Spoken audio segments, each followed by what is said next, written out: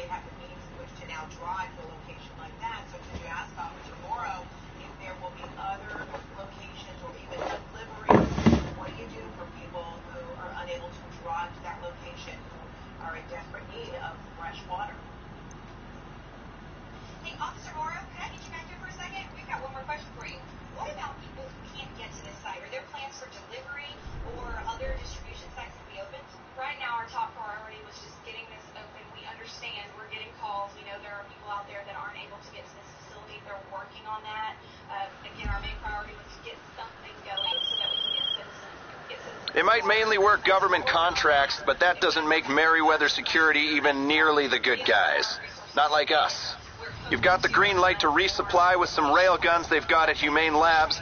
Take what you can and go back to the base.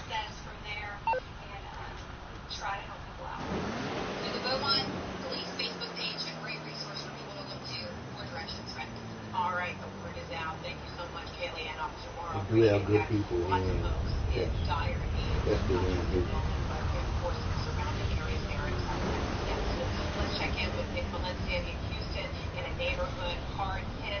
There are people behind you. It looks like some of the water has receded, but that doesn't mean the problems have gone away. What's going on? It looks like some of the water has receded, Frederica, but that's actually backwash from the boats that have come in to try to rescue these people that are still stranded a week later. It was just a short time ago as we were getting prepared for this report that we saw the Houston Police Department emerge from that water back there. It was still, in some parts, waist deep, and they were with a group of people that had been stranded there since the storm hit. One of them was Isaac Davila, who's been stranded there with his family. He's running out of food and water. He called the Houston Police Department to help him and rescue him, and we spoke to him for the first time as he was touching dry land for the first time in more than a week.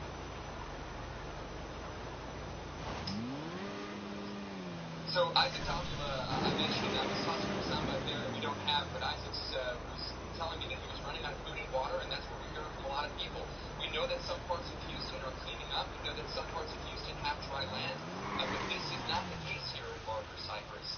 We went in yesterday with a man named Ryan Short for the first time as he was going back into his apartment complex to try to get back his boy's little bike. His boy's 2 years old and having a tough time being displaced. So Ryan Short went back in there to try to, just bring some sense of normalcy to his son's life. And when we walked into that apartment complex, we were waist deep in water. In some cases, and this is a question for the electricity department here, in some places the electricity is still on. We saw an air conditioning unit that was still on, spitting out water. It was one of the most unique things our crew has seen in the last week since reporting here from South Texas. Right behind me, nobody turned the water off. People that have showed up this morning to try to get a ride on one of these civilian boats. These boats have come from as far away as places like San Antonio, Austin, Texas. They're not waiting for the police to try to help them out, though in some cases, as I mentioned, the police are here. But these civilians are taking it upon themselves to help out perfect strangers. We're looking at this as another boat is just launched into the water. I spoke earlier to one man who says, he just saw the desperate need that these people have here, specifically in this Barker Cypress neighborhood, which edges between Houston and Katy, Texas. We're hearing harrowing stories of people being able to go back and they have limited time. In some places, only able to grab the medication that they have and then leave. We understand there are also people that are still stranded in those apartments. Some of them, in some cases, don't want to leave. They're afraid of looters. They're afraid of people coming to ransack their apartment. In other cases, people just really are trying to cling on to their home while everything else is falling apart around them. So understandable. There are lots of fears and colossal needs. There's a lot of patients also being packed throughout. All right, Nick, we'll check back with you there in Houston. So thus far, there have been at least 72,000 rescues in Texas, and the Coast Guard is playing a vital role in those efforts. With me right now on the phone is Vice Admiral Carl Schultz. He is commander of the Coast Guard Atlantic area. So glad you can be with us. Watching these unbelievable heroic rescues taking place. The skies are a bit clearer today. Does that mean that the pace of rescues is going at about the same clip that we have in the last couple of days? Run away! Good morning, Frederica. I'm on the ground here down in Port Arthur, Texas, and rescues are definitely underway. We have a little bit of sunshine here today, but the water's receded some, but I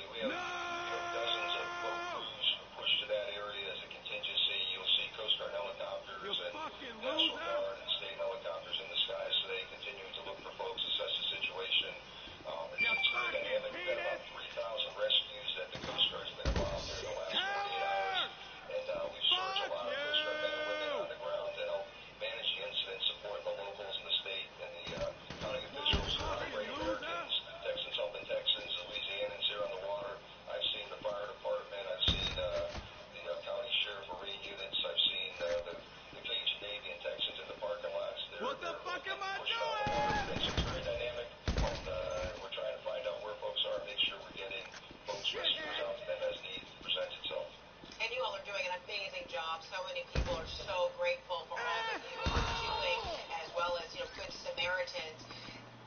As of tonight, it will be a week since that storm hit. And when you flood people from their rooftops, what kind of condition are they in generally? Well, Frederica, I think it's the full continuum. Depends on when you get to folks, but I think folks that are leaving their places, as the situation is sort of unfolded, I think initially some folks were a little reluctant to leave, but I think as they realize the magnitude of the flooding or the direness down in this area, the word is out that there's no water. Hopefully that'll be attenuated. The local officials will keep reporting that. Our rescue swimmers have encountered. Well, we do have an update. I was talking with the Fort Bend County Sheriff's Department. A deputy tells me that he did speak with the guy. There was somebody here. There's mandatory evacuation in this neighborhood. First, I want to let you know where we're at. This is Mason Road and West Park Tollway, north of the West Park Tollway. So, still Fort Bend County, but in the Katy area, Cinco Ranch. So, this whole neighborhood, we're talking 600-700 homes, it was mandatory evacuation. So, many residents. Total dead.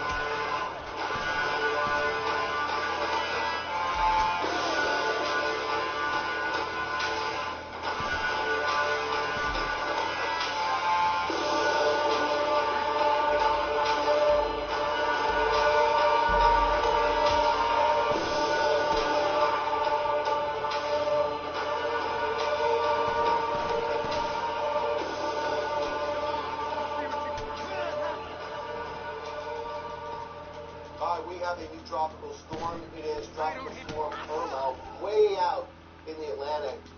Let's keep an eye on this. I don't like what the weather pattern is going to be looking like late next week. I am concerned about the East Coast of the United States. Now, we have a long time before we have to worry about that. But I'll show you what's going to be tracking. Here it is. And you even look at the structure here, you can see why this was upgraded to a tropical storm late this morning. Here it is. It's well to the east of the islands. In fact, let's take a look at the track as we go forward here. So we're not looking at any impact in the islands until, let's say, early to middle part of next week. Now, when you have these tracks, you're looking at three potential tracks. The Atlantic, what I call the island track, and what I call the Caribbean track. At this point, it seems unlikely that this is going to be heading into the Central Caribbean.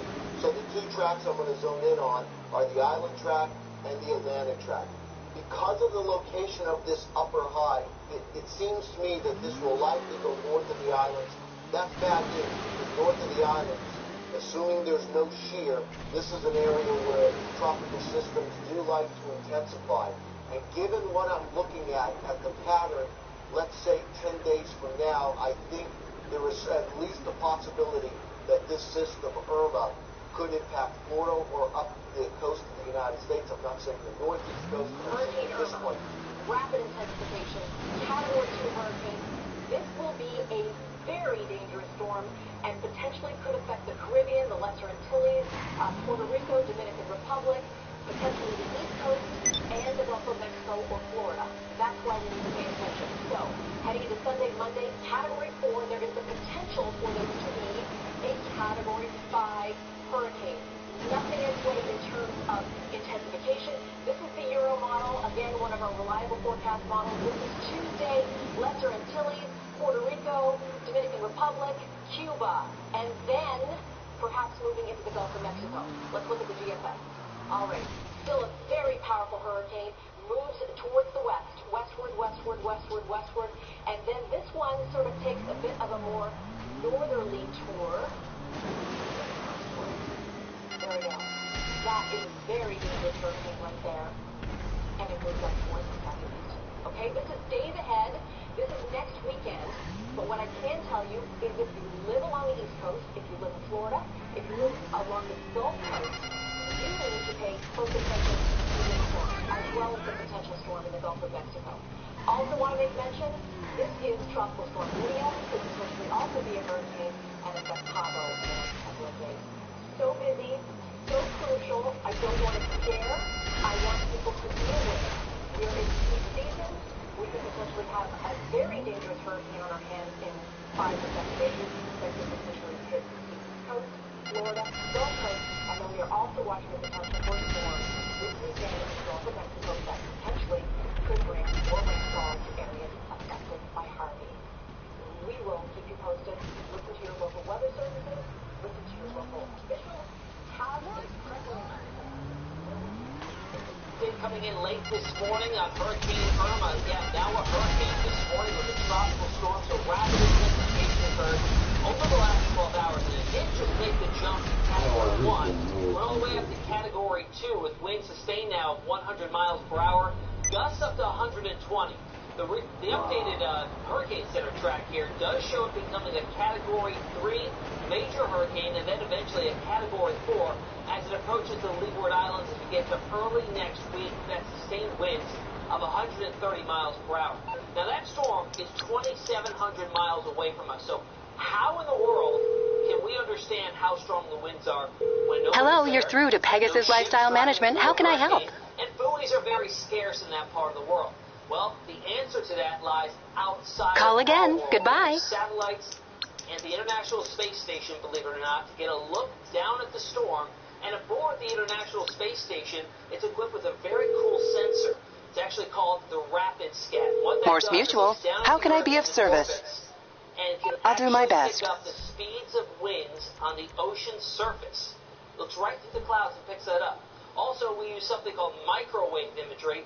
So why you still gotta have motherfucking planes go into the motherfucking hurricane then? If you got things from seeing the motherfucker from the motherfucking space, what the fucking reason is for y'all having planes fly in the hurricane for? Hurricane hunters don't travel that far out into the open Atlantic. That's pretty far. 2,700 miles, a long way to travel on a plane. NASA has an answer to that. It's called the Global Hawk. It's actually a drone that can fly 8,300 miles at once on one trip. So that's a really nice asset to have. No scheduled flights for that right now at last check, but certainly a good thing to have just in case we do need to use it in the next few days here to get a little bit of a better feel of how that storm is evolving. Here's how it looks on satellite imagery again. A large distance between the storm and us, 2,700 miles. Its movement is about 10 miles per hour. So you break down the math of that, the earliest it would arrive here would be 10 to 11 days from now. So a lot of time for things to change for us. A close-up You can't win them all, and luckily there's a media blackout, so no one knows when you don't. This Category 2 status, possibly even tonight, it could become a Category 3 storm. It's just intensifying that quickly. We're going to have to gauge now how strong the Bermuda High. Remember we talked about this yesterday, also referred to as the Azores High. And depending on the position of this, the intensity, and how broad it is will determine the eventual track of where Irma goes, and really all Cape Verde storms that develop in that general area. If that area of high pressure is weak, it'll push the storm west like we're seeing now, but it will not keep it on that westerly track. Eventually, it'll correct itself north and then move out to sea north and east. We call that a fish storm. It doesn't affect any land masses, although Bermuda may still be in the crosshairs there. If that area of high pressure moves a little bit farther to the west, a little bit stronger, it maintains that westerly track for a longer duration of time before taking that loop, but possibly too late, that it may put the east coast of the United States in its crosshairs. Now, if that area of high pressure is even stronger, like one of the more reliable European models is indicating, it'll keep that westerly track for a much longer duration of time and possibly project it all the way out into the Gulf of Mexico, completely missing the United States. But obviously the Gulf of Mexico, the whole area, reeling from Harvey still. They do not need another storm right now. Let's take a look at landfalling September hurricanes. Since 1987, so 30 years of data here, 16 total landfalls, 8 of which originated from the Cape Verde Islands there, particularly where Irma is currently located. Now, the last video we did, some of you commented on the I storms. It's the ones you got to look out for, right? Isabel, you had Irene and Ike. Well, since 1950, I looked into it, there's been 36 storms with the first letter of I. 25 of them became hurricanes, 13 Category 3 or greater, so major hurricanes. And of those 13, 7 made a U.S. landfall. What's drawn here are the 13 major hurricanes. You see them originating either in the Caribbean or down the Cape Verde Island areas. So there's some credence to that fact that you got to look out for those I names, right? Now let's talk about the models here. We're going to look at the GFS and the European. Right now, good consensus, not too far out into the future. Even through the next few days and early next week, not a whole lot of deviation from the two models, keeping that westerly track, even pushing it a little bit farther to the south and southwest. But once we get to the middle of next week, they start to spread a little bit. The GFS says, you know, the high pressure might not be as strong as we think. It's going to start to take that northerly trend, northwest. Can you drive a tank? I hope so, because that's how these supplies are coming. Pick them up and bring them in, and the lab will handle the rest. To the south, possibly through Puerto Rico, and Hispaniola, and eventually into Cuba. See, that spread is even more. By the end of next week, the GFS is starting to take that turn towards the eastern seaboard, and from there on out, things very, very uncertain. Which track is right? Too far out to tell. Hurricane Irma, this one has intensified rapidly, and if you had a chance to tune in with us last night, this was showing signs that it was going to strengthen rather quickly because it's very well defined. There's nothing hindering its development. There's no wind shear out there, and there's a lot of moisture to work with. So right now, winds are sustained at 100 miles per hour. West-northwest at about 10 miles per hour. But look very closely. You can see it starting to develop a very well-defined eye, which is also indicative of intensity. Usually when you get a well-defined eye, not too much longer, it does become a major hurricane. And when we say major hurricane, it means Category 3 or higher. So it's well within the realm of possibility that we could see this become a major Category 3 hurricane before the day is over, or even possibly as late as tomorrow morning. So it's definitely going to be worth watching over the coming days. Here's the latest track on this for you. As you can see, here we are Friday morning. Category 3 hurricane forecasted about 120 miles per hour. But as I said, it could easily become a Category 3 even before that. Then it continues on through Saturday morning. Again, remains a major Category 3 hurricane. And then we take it out to about Tuesday. And by then, it could become a Category 4 hurricane with winds sustained at 130 miles per hour. But even by then, it's possible it may be a Category 5 hurricane. It's a little bit of a wait-and-see situation. But again, there's nothing hindering it from intensifying that rapidly. And you can see, it's actually the National Hurricane Center track here for you. And it's taking Irma towards the Lesser Antilles. The question is, where does it go from there? Does it kind of come up the eastern seaboard? Does it go into the Gulf of Mexico? That would be disastrous. I mean, this storm going anywhere near Atlantis would be disastrous. So I'm really hoping this one anomalous spaghetti model here is actually going to be correct, because it would keep it away from Atlantic, keeps it away from the Gulf, keeps it away from the eastern seaboard, keeps it away from Bermuda. So that would be ideal. But at least you can see most of them, do keep on the same track, and then have it curving a little bit close for comfort here. Here's a look at the model difference. These are the two we often talk about. We talk about the GFS, which is also known as the American model, and we also talk about the European model. So the American one is the one in pink, the European is the one in white, and this is set to take you out next Sunday, September 10th. Do not like where the GFS has its position, but it's kind of been all over the place, because the run before this had it a little bit farther out to sea and a little farther to the north. So I do want to tell you to take this with a grain of salt, but I will say the intensity of this storm has remained consistent. Hello, you're through to Merriweather Security Consulting. What can I do for you? A helicopter will be with you shortly. That wouldn't exactly be ideal either. So unfortunately, not looking to wait for one of those problems for everybody. Here's a look at tropical depression Harvey. We're here now. This is where our attention really turns next. This is a very healthy, very strong tropical storm, and it's still strengthening. Right now, wind speeds is 70 miles per hour, so 4 more miles per hour, and it's a hurricane. In fact, it's forecast to become a major hurricane category 3 over the weekend. The next hits through the Atlantic to start of next week, but it's the longest forecast that we saw. Someone is saying, what day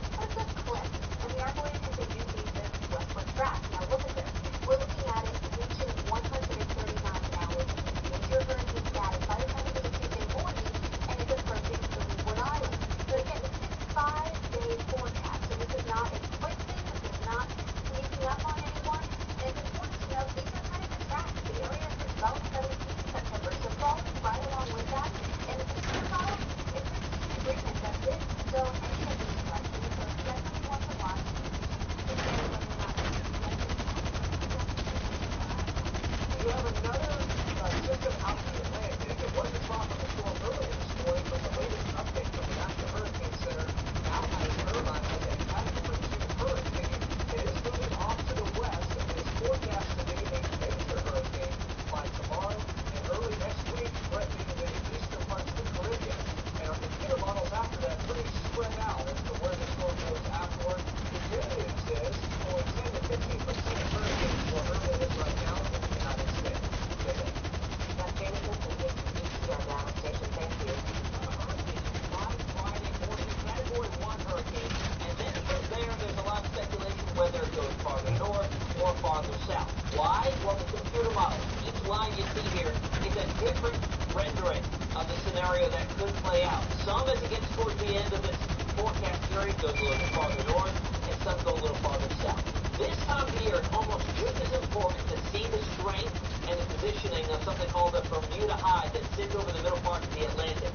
If it was to be rather weak, that'll usually drive these systems to move west and then do that little loop out to sea. And we call it a fish storm at that point. If it's just a little bit stronger and positioned a little bit farther towards the west, it'll actually push it right towards the eastern seaboard. If it's really, really strong, it'll push it even farther to the west.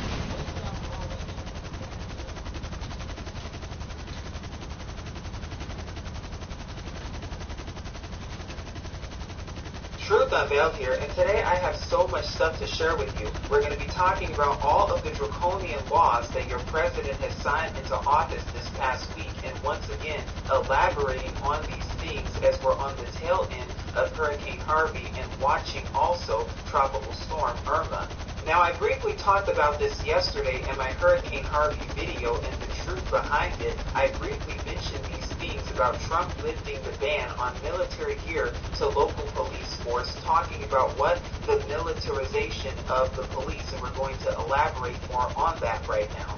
Now we'll briefly go over the article from USA Today that says, the Trump administration lifted a controversial ban on the transfer of some surplus military equipment to police departments whose battlefield-style response to rioting in the St. Louis suburb 3 years ago prompted a halt to the program. The new plan takes place effective immediately and fully rolls back an Obama administration executive order that blocked armored vehicles, large caliber weapons, ammunition, and other heavy equipment from being repurposed from foreign battlefields to America's streets. And we're going to be taking a look at the summary of that executive order later on in this video to come. But Attorney General Jeff Sessions, and we'll also be seeing his remarks, who led the campaign for the program's reinstatement, outlined President Trump's new executive order this week in an address to who? The Fraternal Order of the Police, the nation's largest police union, suggesting that Obama's directive was a concession to political pressure applied by civil rights activists. The report goes on to say, quote, "We will not put superficial concerns above public safety," he told the group gathered in Nashville, Tennessee. "All you need to do is turn on the TV right now to see that for Houstonians, that this isn't about appearances, it's about getting the job done and getting everyone to safety." And Sessions also made a statement how they're already implementing this in places in Texas with the militarization of the police. It's already started, folks. But then it goes on to say the Attorney General referred to post-hurricane rescue effort underway in Houston, and we know that Hurricane Harvey was in fact the man-made storm problem reaction solution, where military vehicles and helicopters, part of the Texas National Guard, were deployed to assist in the massive response. More like 30,000 members of the Texas National Guard. Do you see what they're doing? They're using another excuse to do what? Bring in the military, bring in the militarization of the police, and reinstitute all of the weaponization to go along with it. And they're using Hurricane Harvey, a man-made storm, as an excuse to do so. Because this is practice and preparation for martial law. This is just yet another test run, as we see. But then it goes on to say, the administration's action, first disclosed by USA Today, would restore, quote, the full scope of a long-standing program for recycling surplus, life-saving gear from the Department of Defense. What life-saving gear? It's the exact opposite. And they're getting it from who? The Department of Defense, the DOD, the same. Your supplies are at the recycling plant in La Puerta. It's some kind of cartel operation. We can't get eyes in there. But if you can get access, there's more than enough there for your lab. According to an administration summary of the new program. Quote, assets would otherwise be scrapped can be repurposed to help state, local, and tribal law enforcement better protect public safety and reduce crime. But is that really what they're trying to do? Included in the gear are such things as rocket launchers and bayonets. According to the Trump plan, the bayonets would likely be repurposed as utility knives and the launchers used to shoot tear gas canisters instead of lethal ammunition. Why would they need any of this if they're claiming to protect the people? It sounds like they're doing something else. Now we're also going to briefly go over some of the remarks that Attorney General Jeff Sessions made at the 63rd Biennial Conference of the National Fraternal Order of Police, and this was in Nashville, Tennessee earlier this week, only 3 days ago, and the exact same day as when Trump passed his executive order, which we're also going to be looking at. Now, the speech itself is about 21 minutes long. I'll be sure to link it in the description box below, but if you pay careful attention, you'll see how throughout the speech, Sessions makes references and is constantly alluding to why they need this program to be reinstituted, and the main reason that Sessions cite has to do with gang references, drug wars, and this is constantly brought up throughout the entire speech. Do you see how this is controlled opposition? Because the government, yes, your government and your alphabet soups, the CIA and the FBI and all those other ones, they fund the drug wars that you see going on, and they fund many of the gang wars that you see, courtesy the Zionists. So once again, this is a problem reaction solution because they cause the problem and offer their own solution of what? Martial law, bringing in the military and military equipment for the police. And what you're going to find out is that the police is linked with Freemasonry, and you're going to see the subliminals right now, actually. It's an honor for me to be with you. 330,000 members, largest worldwide group dedicated to law enforcement. So I want to thank you. President Trump is serious about this mission.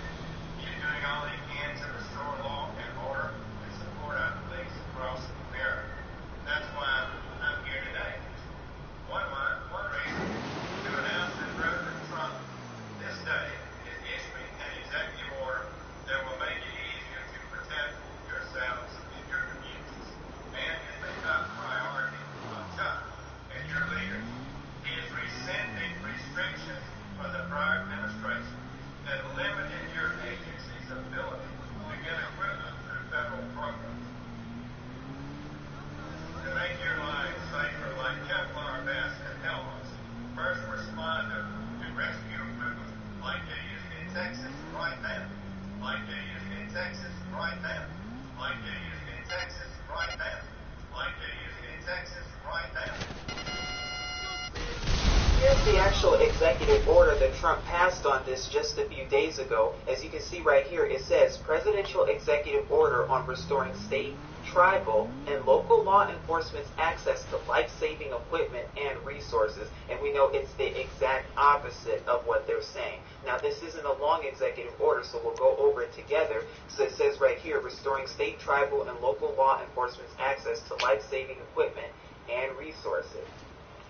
Section 1 calls for the revocation of Executive Order 13688, which Obama passed in early 2015, of federal support for local law enforcement equipment acquisition is hereby revoked. And later on in the video, we're going to be talking more about that executive order. And part of what it outlined, Section 2 talks about the revocation of recommendations issued pursuant to Executive Order 13688. The recommendations issued pursuant to that executive order do not reflect the policy of the executive branch. All executive departments and agencies are directed, as of the date of this order and consistent with federal law, to cease implementing those recommendations and, if necessary, to take prompt action to rescind any rules, regulations, guidelines, or policies implementing them.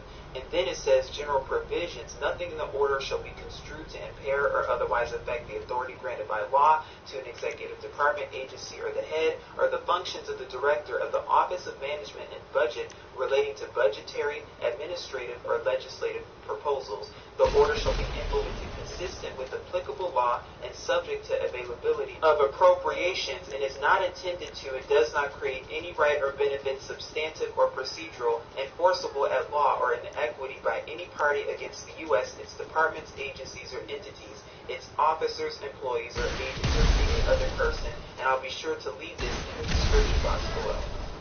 And now we're going to briefly look at Executive Order 13688, which is what Obama signed as of 2015, but has since been revoked by Trump. And this says, recommendations pursuant to that executive order, federal support for local law enforcement equipment acquisition. Now, this is a 50-page report, and towards the end of this report, it also contains the actual 3-page executive order that Obama passed, and I'll be sure to link it in the description box below. Now, it says here on 1/16/2015, ironically enough, 1/16 is what? 9/11. Obama issued this executive order, quote, federal support for local law enforcement equipment acquisition to identify actions that can improve federal support for the appropriate use, acquisition, and transfer of controlled equipment by state, local, and tribal law enforcement agencies, or LEAs. The EO established the Federal Interagency Law Enforcement Equipment Working Group, which consulted with stakeholders and deliberated to develop the recommendations described in this report. Now, of course, we're not going to go over all of it, but to summarize, it says that it established the federal government-wide prohibited equipment list. Now, this is very important because you're going to see what items were once prohibited that the police could not attain, but now actually can, thanks to Trump. It says the prohibited equipment list identifies categories of equipment that law enforcement agencies will not be able to acquire via transfer from federal agencies or purchase using federally provided funds, e.g., tracked armored vehicles, bayonets, grenade launchers, large caliber weapons, and ammunition. But all of these things that are listed right here, now your police can in fact get these things and they can attain it from your government.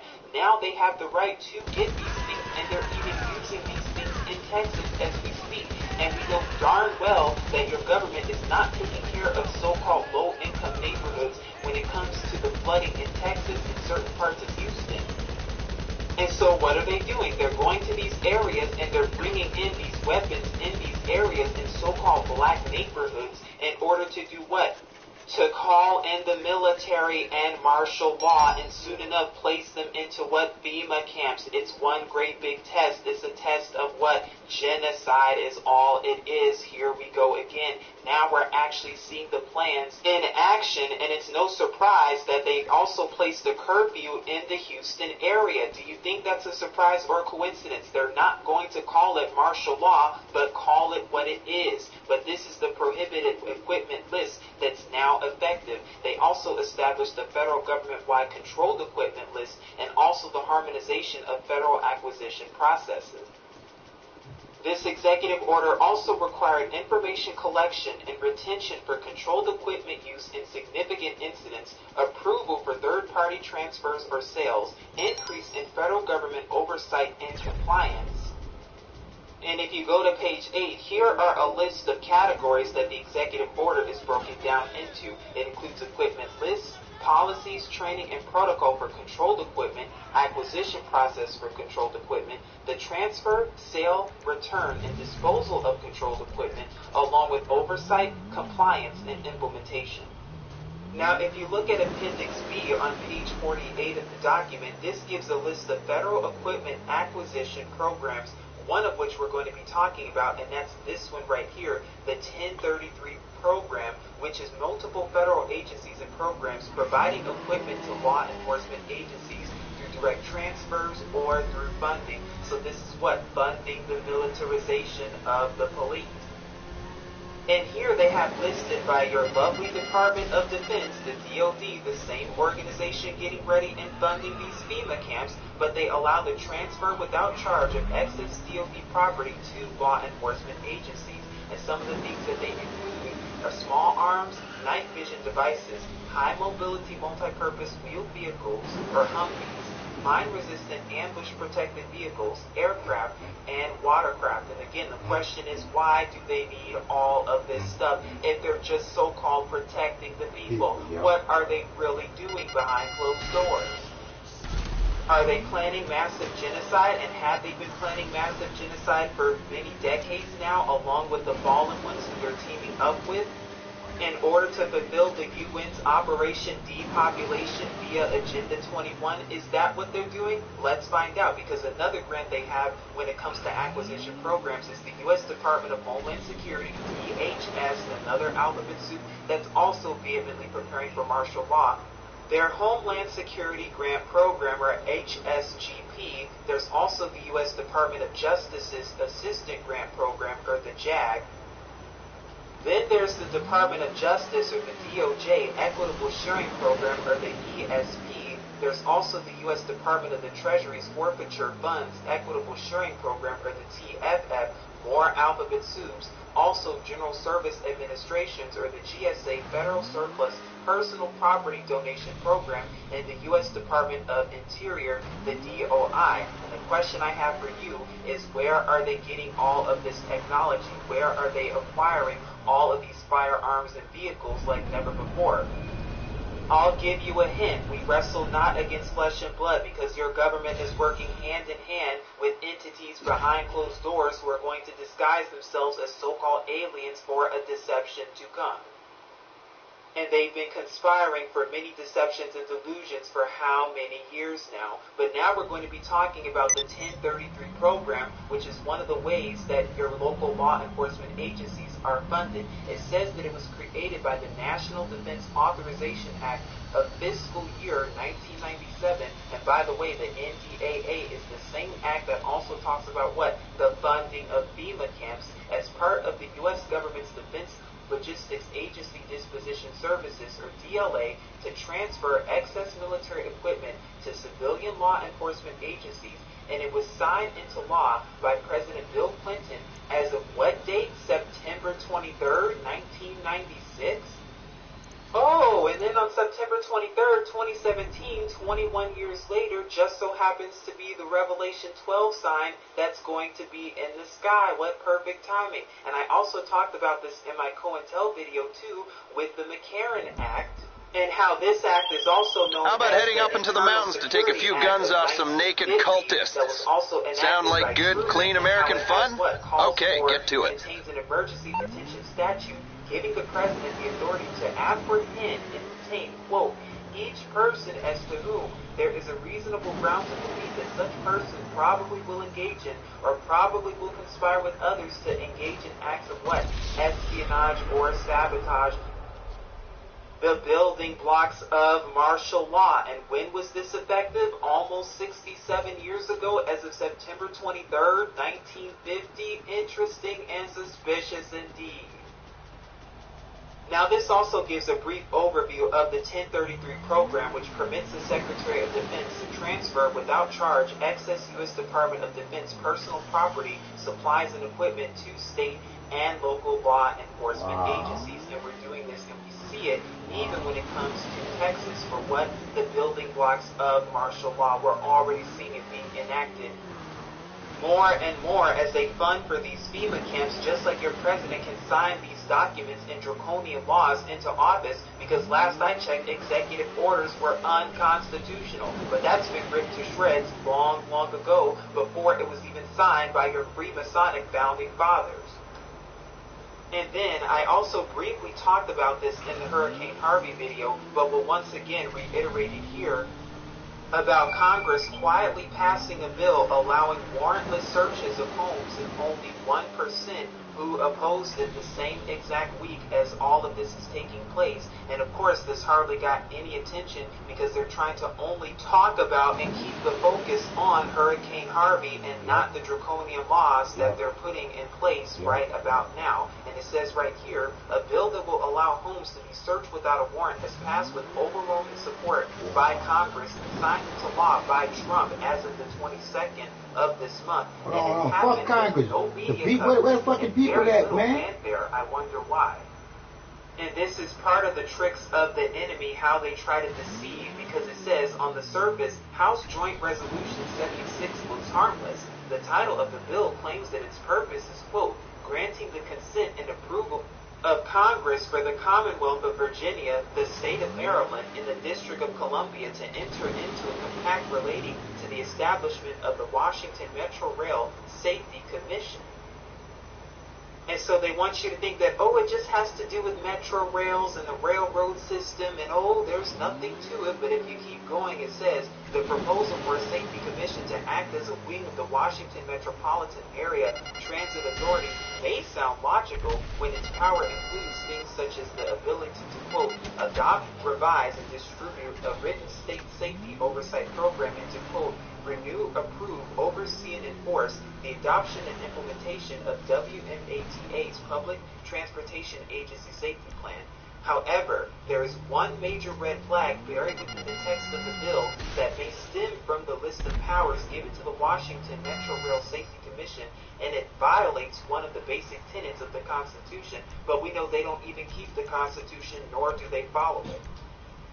And it's this paragraph right here where it says, in performing its duties, the Commission, through its board or designated employees or agents, may enter upon the WMATA rail system and upon reasonable notice and a finding by the Chief Executive Order that the need exists upon any lands, waters, and premises adjacent to the rail system, including without limitation, property owned or occupied by the federal government, and just look up some other unconstitutional executive orders that were passed by your lovely presidents, and you'll see how your federal government even owns and controls you, your home, your children, local railroads, and any other places that they deem necessary in a so-called state of emergency. Meriwether, for all your private security needs. How can I help?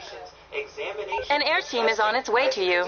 May deem necessary to carry out the purposes of this MSC compact, and such entry shall not be deemed a trespass. The text gives the Commission the authority to enter property near the Metro Rail system without limitation and without a warrant for the purpose of, quote, making inspections, investigations, examinations, and testing. However, this clearly goes against the Fourth Commandment, which states that Americans' rights, quote, to be secure in their persons, houses, papers, and effects against unreasonable searches and seizures shall not be violated, and no warrant shall issue but upon probable cause. Now here is the actual Congress bill, and I'll be sure to link it in the description box below. Now what they're also good at doing is they're good at using legalese, and they're good at using very deceptive terms and very deceptive language to place and implement into their documents and their draconian laws, like this one that was signed into law, by the way. And as you can see right here, this was signed into law and became a law as of 8/22/2017, signed by Trump right before Hurricane Harvey hit. But did they know about Hurricane Harvey already? Come on now. But now we're going to briefly go over Article 4, Powers, and we're going to go over numbers 31 and 32 that talked about what we just read in the article before, where it says, in performing its duties, the Commission, through its board or designated employees or agents, may 1. Conduct or cause to be conducted inspections, investigations, examinations, and testing of WMATA personnel and contractors, property, equipment, facilities, rolling stock, and operations of the WMATA rail system, including without limitation electronic information and databases through reasonable means, which may include the issuance of subpoenas. But then it says B, enter upon the WMATA rail system and upon reasonable notice and a finding by the Chief Executive Officer that a need exists upon any lands, waters, and premises adjacent to the WMATA rail system, including without limitation, property owned or occupied by the federal government, for the purpose of making inspections. Shit, sorry, I can't get there at the moment. Examinations and testing as the Commission may deem necessary to carry out the purposes of this MSC compact, and such entry shall not be deemed a trespass. The Commission shall make reasonable reimbursement for any actual damage resulting to any such adjacent lands, waters, and premises as a result of such. You're through to your garage. You, need me to bring you a ride? When it comes to FEMA, okay, I got stuff to do. Already signed in and issued draconian executive orders that already state that they have the so-called legal right to control you and your home and whatever it is that you own in a so-called state of emergency. And we see how all of this looks to be planned and staged and tested right before our eyes with Hurricane Harvey, because there were states of emergency declared in many of those counties. And we see that Walmart and FEMA are already on the scene and are going to stay there for years. You just heard what your Attorney General said, where Jeff Sessions made the statement that they're already using these weapons in the militarization of police in areas in Texas. What does all of this sound like to you? What are they getting ready for? Please seek Yahuwah and his true son Yahusha, because as you see, with all of the draconian laws, they're obviously leading up to bigger and badder things. But thankfully with Yahuwah and his true son Yahusha, we are protected at all times. This is Truth Unveiled here, keeping you updated and saying as always, Shalom.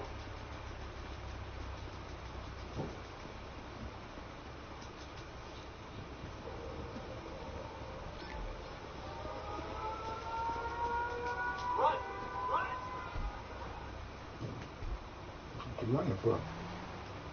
Immigrant cocksucker!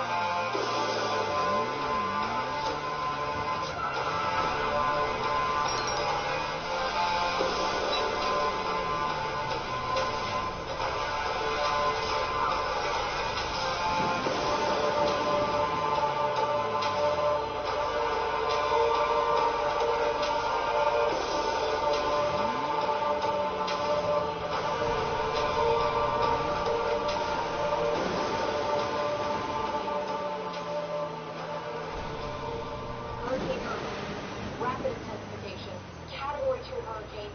This will be a very dangerous storm and potentially could affect the Caribbean, the Lesser Antilles, Puerto Rico, Dominican Republic, potentially the East Coast, and the Gulf of Mexico or Florida. That's why we need to pay attention. So, heading into Sunday, Monday, Category 4, there is the potential for this to be a Category 5 hurricane. Nothing its way in terms of intensification.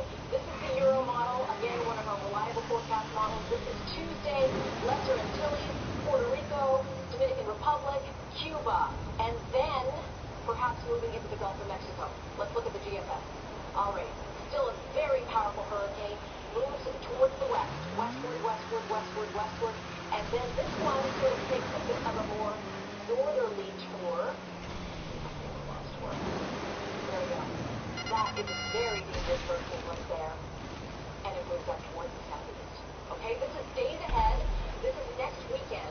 But what I can tell you is if you live along the East Coast, if you live in Florida, if you live along the Gulf Coast, you need to pay close attention to this storm, as well as the potential storm in the Gulf of Mexico.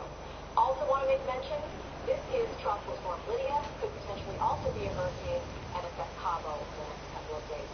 So busy, so crucial. I don't want to scare. I want people to be aware. We are into peak season. We could potentially have a very dangerous hurricane on our hands in 5 to 7 days that could potentially hit the East Coast, Florida, Gulf Coast, and then we are also watching the potential for a storm this weekend in the Gulf of Mexico that potentially could bring more rainfall in areas affected by Harvey. We will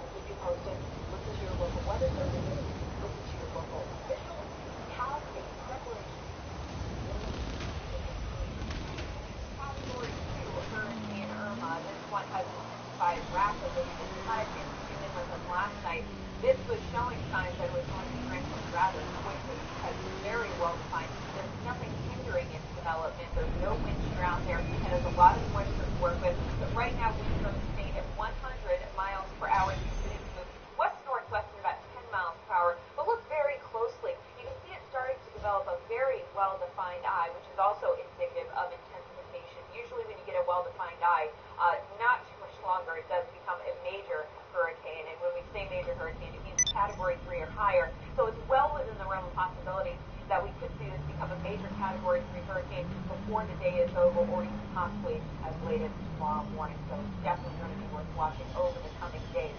Here's the latest track on this for you. As you can see, here we are Friday morning. Category 3 hurricane forecasting about 120 miles per hour. But as I said, it could easily become a Category 3 even before that. Then it continues on through Saturday morning. Again, remains a major Category 3 hurricane. And then we take it out to about Tuesday. And by then, it could become a Category 4 hurricane with winds sustained at 130 miles per hour. But even by then, it's possible it may be a Category 5 hurricane. That's a little bit of a wait-and-see situation. But again, there's nothing hindering it from intensifying that rapidly. Now you can see, this is actually the National Hurricane Center track here for When I hear arms are moving around the state at the behest of hostile governments, it upsets me, okay? You're going to get in a buggy, bring down these shipments, and collect cargo. I'm going to make some tea. So I'm really hoping this one anomalous spaghetti model here is actually going to be correct. It would keep it away from land, keep it away from the Gulf, keep it away from the Eastern Seaboard, keep it away from the Pacific. So that would be ideal. But at least you can see most of them, do keep on the same track and then have it curving a little bit close for comfort here. Here's a look at the model difference. These are the two we often talk about. We talk about the JFS, we also talk about the American model, we also talk about the European model. So the American one is the one in pink, the European is the one in white. And this is set to take you out next Sunday, September 10th. Do not like where the GFS has this position, but it's kind of been all over the place because the run before this had it a little bit farther out, a little farther north. So I do want to tell you to take this with a grain of salt, but I will say the intensity of this one has remained consistent with the American model, and so far the European model keeping this one farther off to the south, having it run right across Cuba and then potentially into the Gulf of Mexico. That wouldn't exactly be ideal. So unfortunately, not letting the wait too much of the model. Here's what they talk about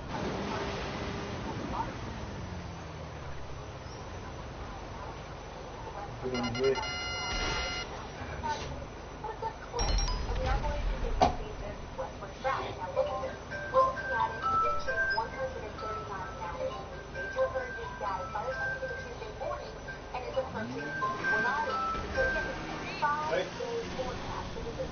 What's going on? You must be off.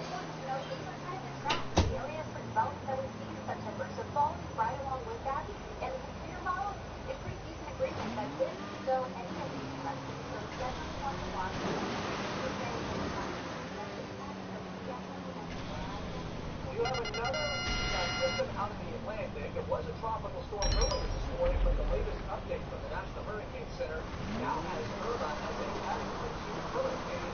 It is moving off to the west and is forecast to be a major hurricane by tomorrow and early next week, threatening the eastern parts of the Caribbean.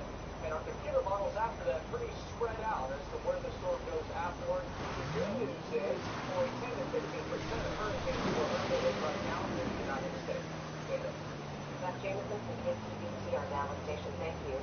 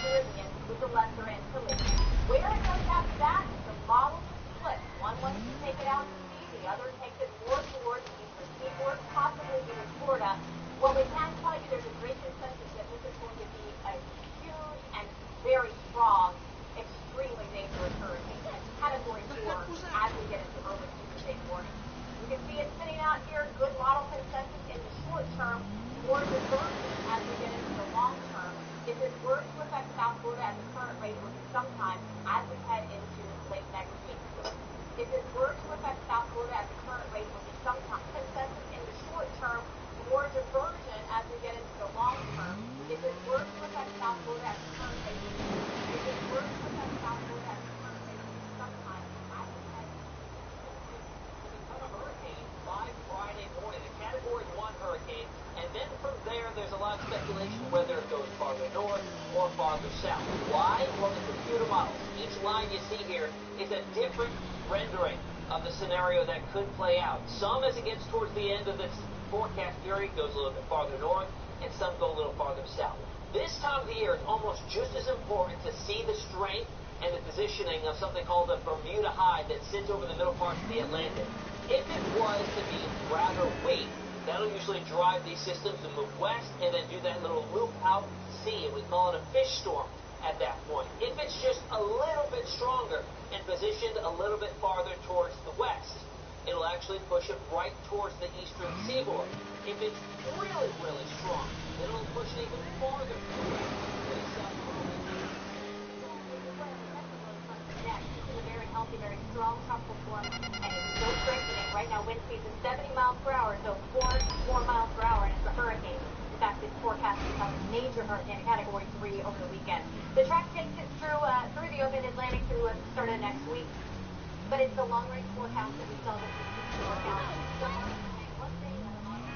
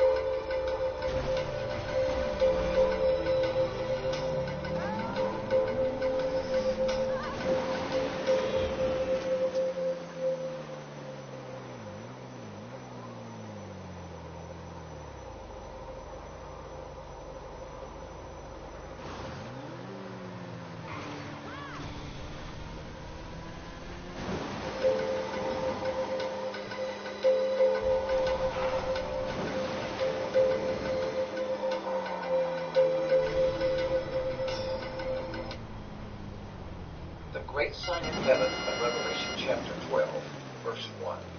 A great sign appeared in heaven, a woman clothed with the sun and the moon under her feet, and on her head a crown of 12 stars.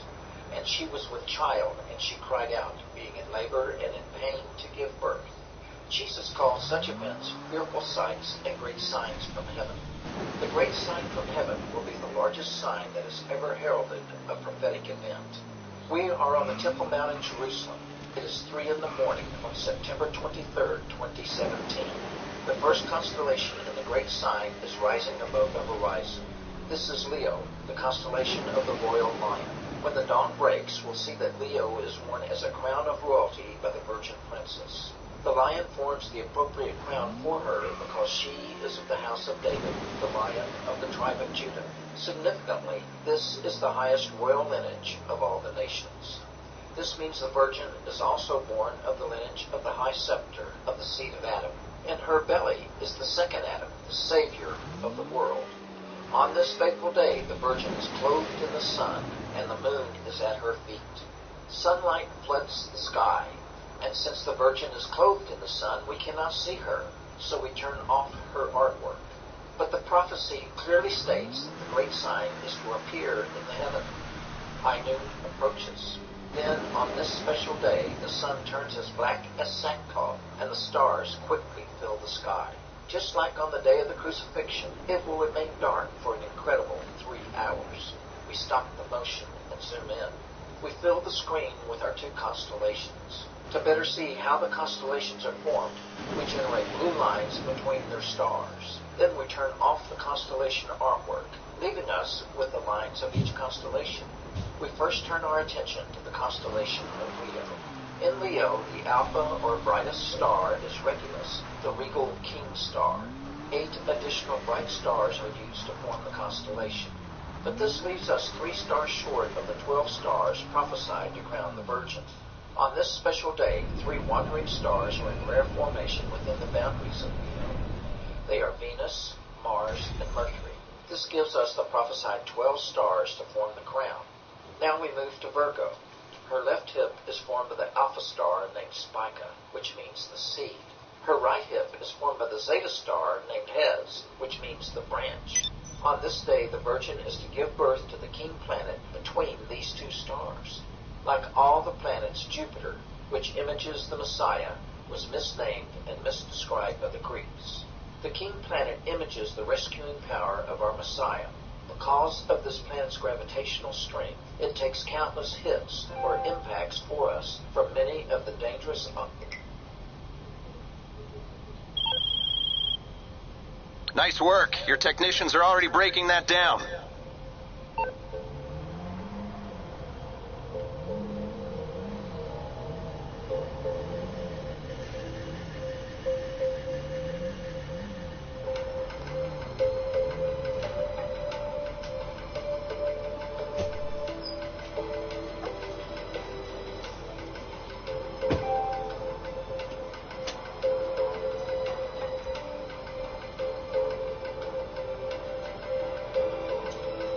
That work earlier. That work earlier. Oh, I already know what she called you. When you said that, you knew.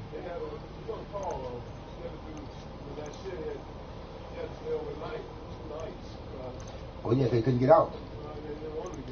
Oh, they didn't want to get out. Okay.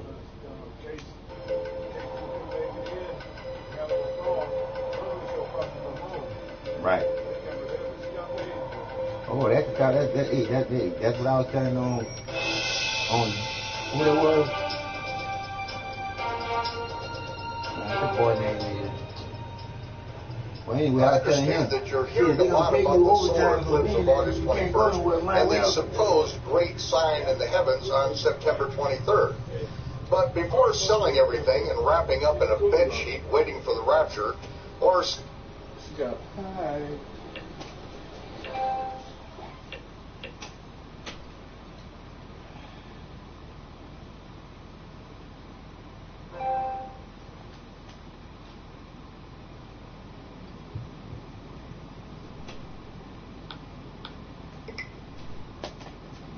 George Soros tells them, but how stupid does John Oliver and Trevor Noah and Colbert look going, the president didn't condemn the white supremacist when he did. And how dumb do you look saying Antifa didn't do anything wrong when everyone knows they are the scourge of this country. They are the trash of the trash. They are the ne'er-do-wells of the ne'er-do-wells. They are an amalgamation of devil worshiper losers, communists, drug addict thugs that want an excuse to go out in a gang of cowards and attack people individually.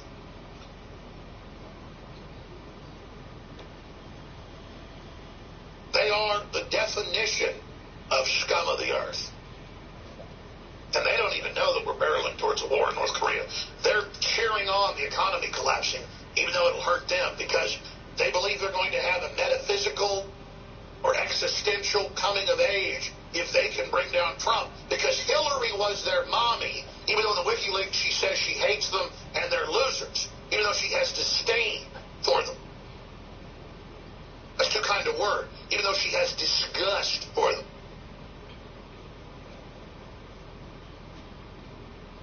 Their mommy lost, their power lost, their feeling good, their reflected glory failed. And now all they want is to pull down all that is strong and honorable. If you're some drug addict, devil worshiper, loser, what do you think of people with happy, healthy families going to the golf course on the weekend, or going duck hunting on the weekend, or going out and feeding the homeless on the weekend, or going to the bowling alley, just having a good time? What do they think of you that has your head screwed on straight, just wants to be a good member of society? They hate you because they're losers, and they gather together in big groups to take control of government and culture, so that they can rule and feel powerful and become what they're not. They want power but not responsibility.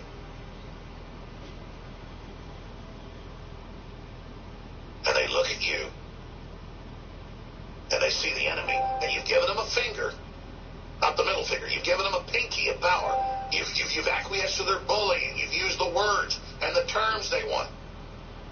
They told you, repudiate the Nazis. You're like, yeah, I don't like the Nazis. Sure.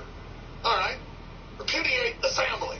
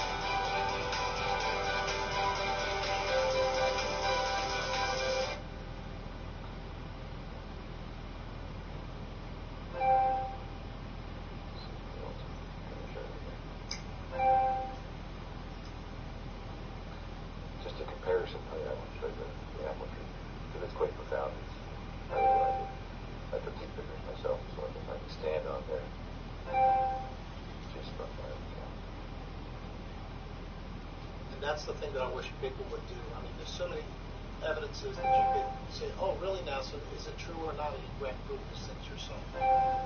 Absolutely, yes. So, to go back to that thing, it happens all the time. Pinhole cameras through trees. That's not the way, so. That's not the way. Yeah, we know how we do. How we do. Apple tree in the backyard. And this is where the trunk of the tree actually was. So the light, the sun was just going down at sunset. And that was cool shots. And as I zoomed in on it, as you zoom in, right, you get more and more collimations in the luminance because it starts to spread because it's actually zooming into the circular effect of the light. So the next one I zoomed in, it's like, oh, cool. I can see where the apples are going to grow because the trees, you know, they are light refractive, and that's how they grow. And they do have an effect on light, but it's not. It's the inverse of what NASA's trying to say. They actually take light to themselves and amplify it at nodal points in the tree. And they need the light, so they don't scatter light. They actually try to suck it in. Because it is. Where all these little circles occur, where apples are meant to occur with the tree, pretty much. You'd almost put them, say there's an apple there, and then it actually starts to take shape of an apple before it comes in.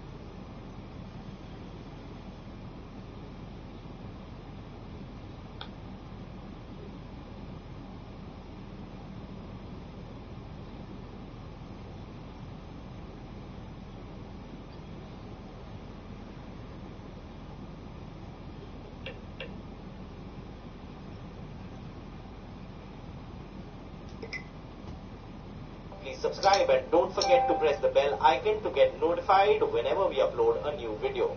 Prime Minister Modi to go in for a major cabinet reshuffle tomorrow. 5 ministers likely to be dropped. Many could be sent for party work. Will AIADMK and the NCP be a part of the cabinet reshuffle? Both the parties, however, refute the speculation. BJP said that AIADMK's inclusion is subject to the status of the party's merger. Well, with the look at the 2019 Lok Sabha election, the Prime Minister goes in for the last cabinet reshuffle. The entire and the complete coverage first and exclusive on CNN News 18 with the entire team of reporters. I'm Pallavi Ghosh, you're with News at 9, and yes, that reshuffle is finally happening.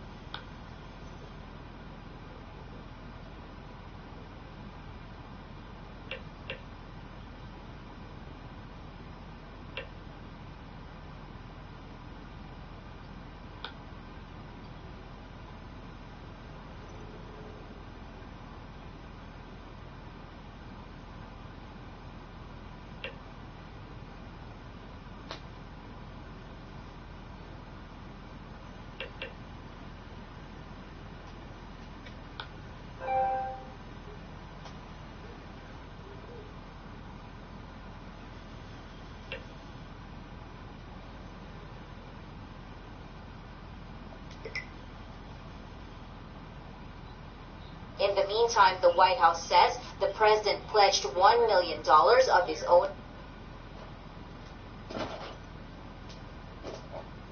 money for victims of the disaster.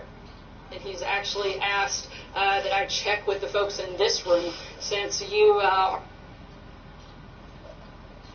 very good at research and have been doing a lot of reporting into the groups and organizations that are best and most effective in helping and providing aid. And that, as I said, he'll pledge proudly $1 million of his own personal money to help the people of both Texas and Louisiana. On Thursday, U.S. Vice President Mike Pence paid a visit to Texas and met with flood survivors. He exhorted fellow Americans to help Texan communities rebuild in the wake of widespread devastation.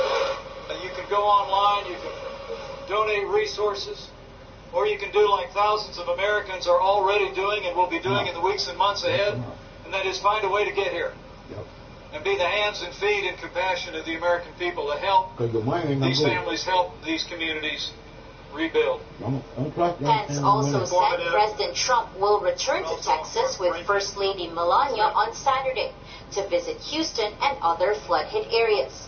Jiadan Singh, If he ABS, was afraid CBN of News. somebody assassinating that nigga, he wouldn't be telling people where he gonna be at.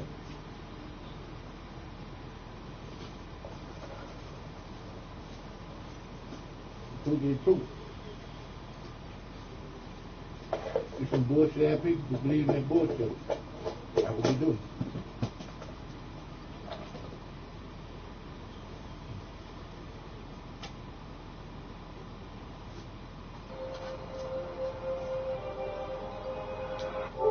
Home screen. On the home screen, press the left and right buttons to select phone, TV and video services. Net, YouTube. YouTube. So we are marking the 12-year anniversary of Hurricane Katrina, and for Louisiana, it's being marked by more rain and danger. Tropical Storm Harvey is bearing down on that state. It's expected to make landfall tonight. There's already a lot of water on the ground, and the situation is worse than we even knew. Joining us now is Louisiana Governor John Bel Edwards. Governor, thank you for joining us. You were telling the producers, Governor, always a pleasure to speak with you. You were telling the producers you've already had to rescue people in southwest Louisiana. What's the situation? Well, at about 6 o'clock last night, local officials there in Calcasieu Parish in and around Lake Charles assisted by the National Guard, the Wildlife and Fisheries Agency, and the Fire Marshal, they rescued about 500 people from flooded homes. That area has been inundated with rain for several days, and the storm surge is preventing the rivers from draining the areas that would normally happen. And so just the accumulation of rainwater caused the flooding and caused us to have to start the rescue operations. But that operation has now ceased. But as you know, the rain continues, and we are bracing for landfall as Harvey is out in the Gulf, actually strengthening a bit, re-energizing and drawing that moisture off the Gulf. We anticipate that this is going to play out over the next couple of days, and when it finally starts moving north, it's going to move across a large area of our state, and so we're trying to make sure that we're ready. In terms of need.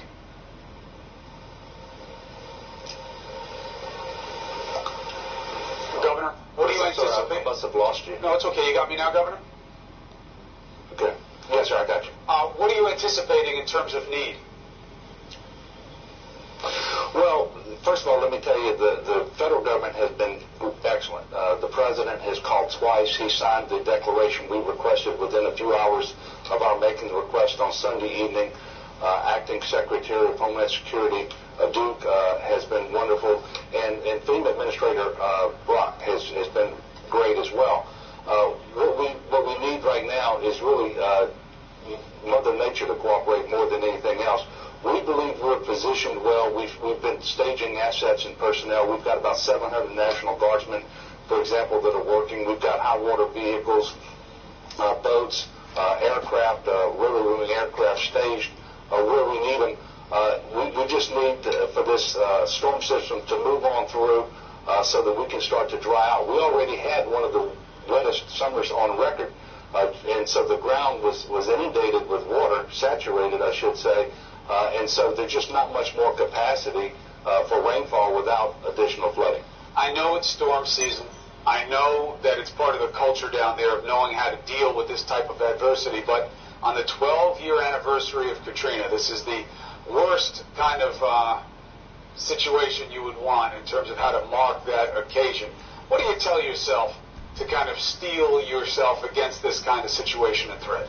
I'm going to show you how fucked up news is. Well, first of all, the Katrina situation is one that ever since then, because of the experience that we had, we know how to deal with rain. We know how to deal with floods.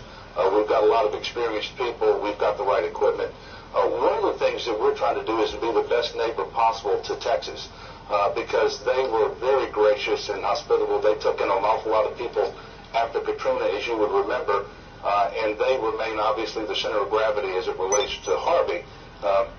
So we're sending over search and rescue teams to Texas as we're able to do that.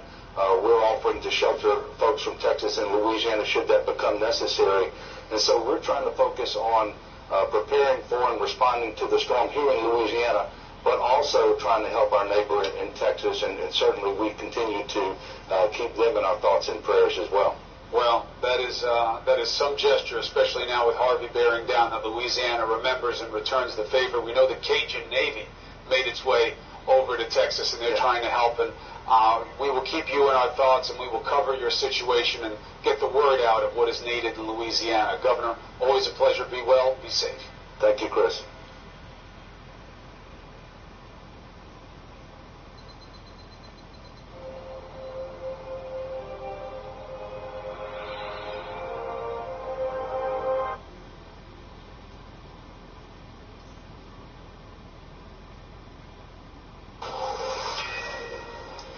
Thanks to our friends on the 5. Welcome to Hannity. This is a Fox News alert. Millions of Americans in Texas and now Louisiana, they are struggling to deal with the devastation that is caused by Hurricane Harvey. And, of course, the media, what are they doing? Rushing rushing to politicize a national tragedy in yet another pathetic attempt to bludgeon President Trump politically. You won't believe the latest disgusting examples of what is extreme media bias. Plus, President Trump, he goes directly to you, the American people. He's out pitching his tax reform plan to get jobs and people out of poverty and off food stamps. And also tonight, Congressman Dana Rohrabacher, he met with WikiLeaks founder Julian Assange. He is now saying that Assange has information the president needs to hear. Is it possible there was never any Trump-Russia collusion at all? The congressman will explain. But first, the Destroy Trump media will never let a crisis go to waste. They're now exploiting all the devastation and destruction caused by Harvey to launch yet a new attack against President Trump. That is tonight's very important opening monologue. All right, so while the media politicizes yet another tragedy, President Trump is once again, he's leading the way on this recovery effort, along with the governor and lieutenant governor of Texas and local officials, and offering his full support. Here's what the president said earlier today in Springfield, Missouri. The citizens of Texas and the Gulf Coast need all the prayers, support, and resources our communities have to offer. Recovery will be tough, but I have seen the resilience of the American spirit firsthand all over this country. To the people of Houston and across Texas and Louisiana, we are here with you today. We are with you tomorrow, and we will be with you every single day after to restore, recover, and rebuild. Now, unfortunately, the Destroy Trump media, they won't focus on how hard the president and good politicians in Texas are working for all of these flood victims. Instead, the abusively biased press, they're stealing a page from the Democrats' playbook. And just like Chicago Mayor Rombo Deadfish Emanuel once infamously said, never let a crisis go to waste. He's talking about politics. Right now, millions of Americans are facing carnage and heartbreak caused by what may end up being the most expensive natural disaster in the history of this country. The media, seemingly, they don't care at all. They're using this as an opportunity to go after the president.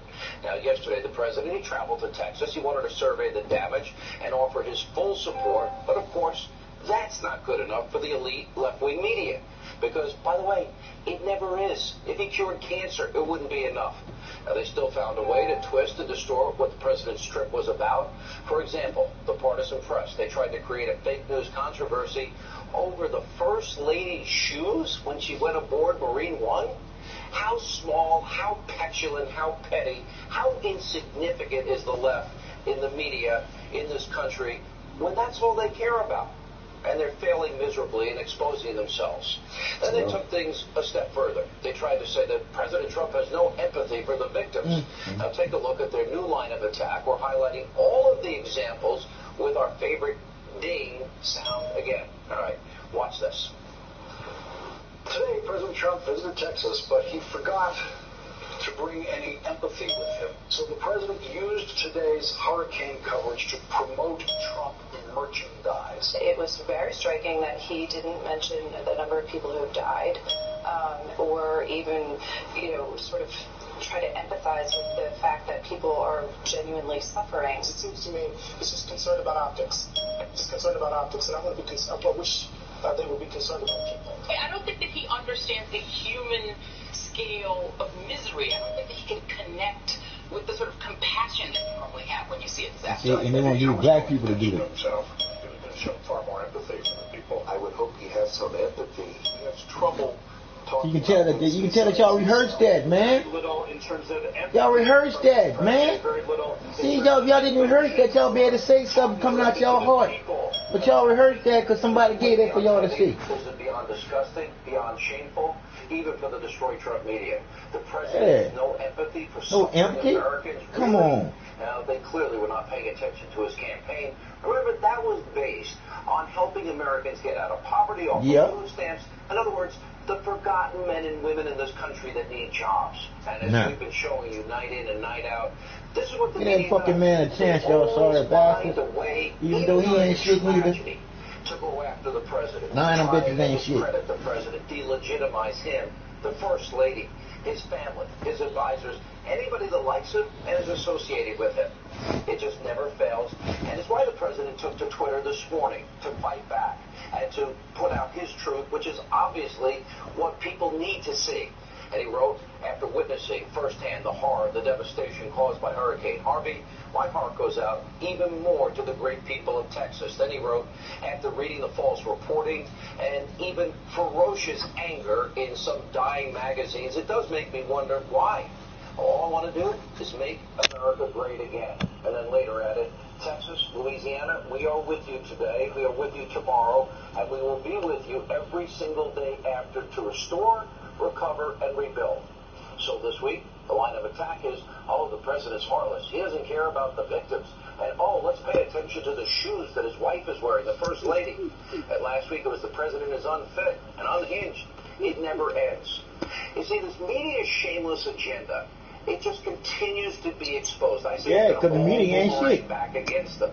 They've wanted from day one to damage, destroy the president with every chance they get, and if they can't find one, they'll make up a reason, regardless of what he does. NBC. And guess what? It's you, the American people. It's you, the American people, that will remain suffering. And the New guess York what? Times. It's not the out-of-touch, overpaid, CNN, lazy, left-wing ideologues the that are my Washington so-called Post. colleagues. I'm embarrassed to be associated with them in the media. NBC, now remember, they were News. so wrong about the 2016 election. They also CBS, don't care about the president's agenda. We told you last week about all of the items of success. They never reported on them. All the fucking all the proposals that will help for millions Fox of Americans that are suffering after 8 years of failed Obama policies that they never reported on. They never For example, reported. will the media cover fairly the president's tax reform pitch that he put out today? Now here's the president from earlier explaining why America desperately needs to have tax cuts and overhaul the tax system. I am fully committed to working with Congress to get this job done, and I don't want to be disappointed by Congress. Do you understand me? First, we need a tax code that is simple, fair, and easy to understand.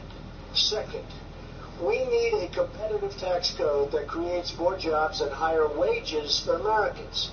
It's time to give American workers the pay raise that they've been looking for many, many years. Oh, they want you dead, dog. They gonna knock you off, bro. I'm sorry to say, bro, because you a businessman. You seen how to make this shit work like the business that they turned it into for us being property to their motherfucking business. You about to live there and work this bitch like the business that it is, but a successful fucking business where the motherfucking people gonna get a little piece of some of the fucking pie instead of not even the fucking crumbs. You get the motherfucking free. That's empty. They will be proud again. I am asking everyone in this room and across the nation to join me in demanding nothing but the best for our nation and for our people. Yeah. If we do these things, and if we care for and support each other and love each other, then we will truly make America great again. It was never, you keep saying again, dog. It was never great. It was never great. So it can't be great again. Something got to be great first to be great again. Ways to solve the problems of those Americans that are in trouble and suffering, or ways to make people's lives better? No, they're obsessed with tearing down a president. Russia, Russia, Russia, Russia, Russia. You know, examining the president's mental state. Well, what about their Trump derangement syndrome? No. You know what? It's time now for Congress to get on board, get behind this tax plan that'll create jobs, pass legislation. Look at this brand new Fox poll out tonight on the issue of passing tax reform this year. 49% of registered voters said yes, it's important. 78% said it's unlikely to happen. Well, that means it's time for Congress to get to work. And wait till we show you the polls about Congress and Paul Ryan and Mitch McConnell tonight. They need to pay attention and compare their poll numbers to the president. Because the American people need things done. It's good for the country. It's good for those people that have been left behind. And if Congress can pass tax reform, like Ronald Reagan did, it will unleash a new wave of American prosperity and millions of new jobs and get millions of Americans off food stamps and out of poverty and back in the labor force and a shot at the American dream. So it's time to put the country first. Congress get busy. Time now. Joining us now is the Counselor to the President, Kellyanne Conway. Kellyanne, welcome aboard. Hi, Sean. By the way, can you please tell the audience what kind of shoes you're wearing tonight? Because they really want to know. I will indeed. dare because they don't engage in such petty nonsense. Yeah, and by the way, so I just came up on my radio show today because my staff was saying, well, what shoes do you wear? I didn't know I had a hole in my shoe until today. I didn't know. Does anybody, this is how petty, this isn't funny when people are dying. Everything they've worked their whole lives for is being destroyed. That's right. And this is seriously what they want to talk about? This is that was one backdrop. The other backdrop was North Korea brazenly launching a missile towards Japan, invading their sovereignty and obviously violating just general conventions of international standards. But look, your opening segment is very instructive. You basically asked the question, Sean, when will the Trump detractors, naysayers, and critics, particularly those in the media, when will it end? The question is, when will it actually matter? There's very little indication that what the media are telling Americans is important to them is actually important to them. We saw that in the campaign, and we see it now in his presidency. He does not let them stop him from pushing forward on his agenda. Today's Exhibit A, in fact, he went to Missouri. He went to the heart of Route 66, the Main Street America, and basically said to them, we want these manufacturing jobs to come back.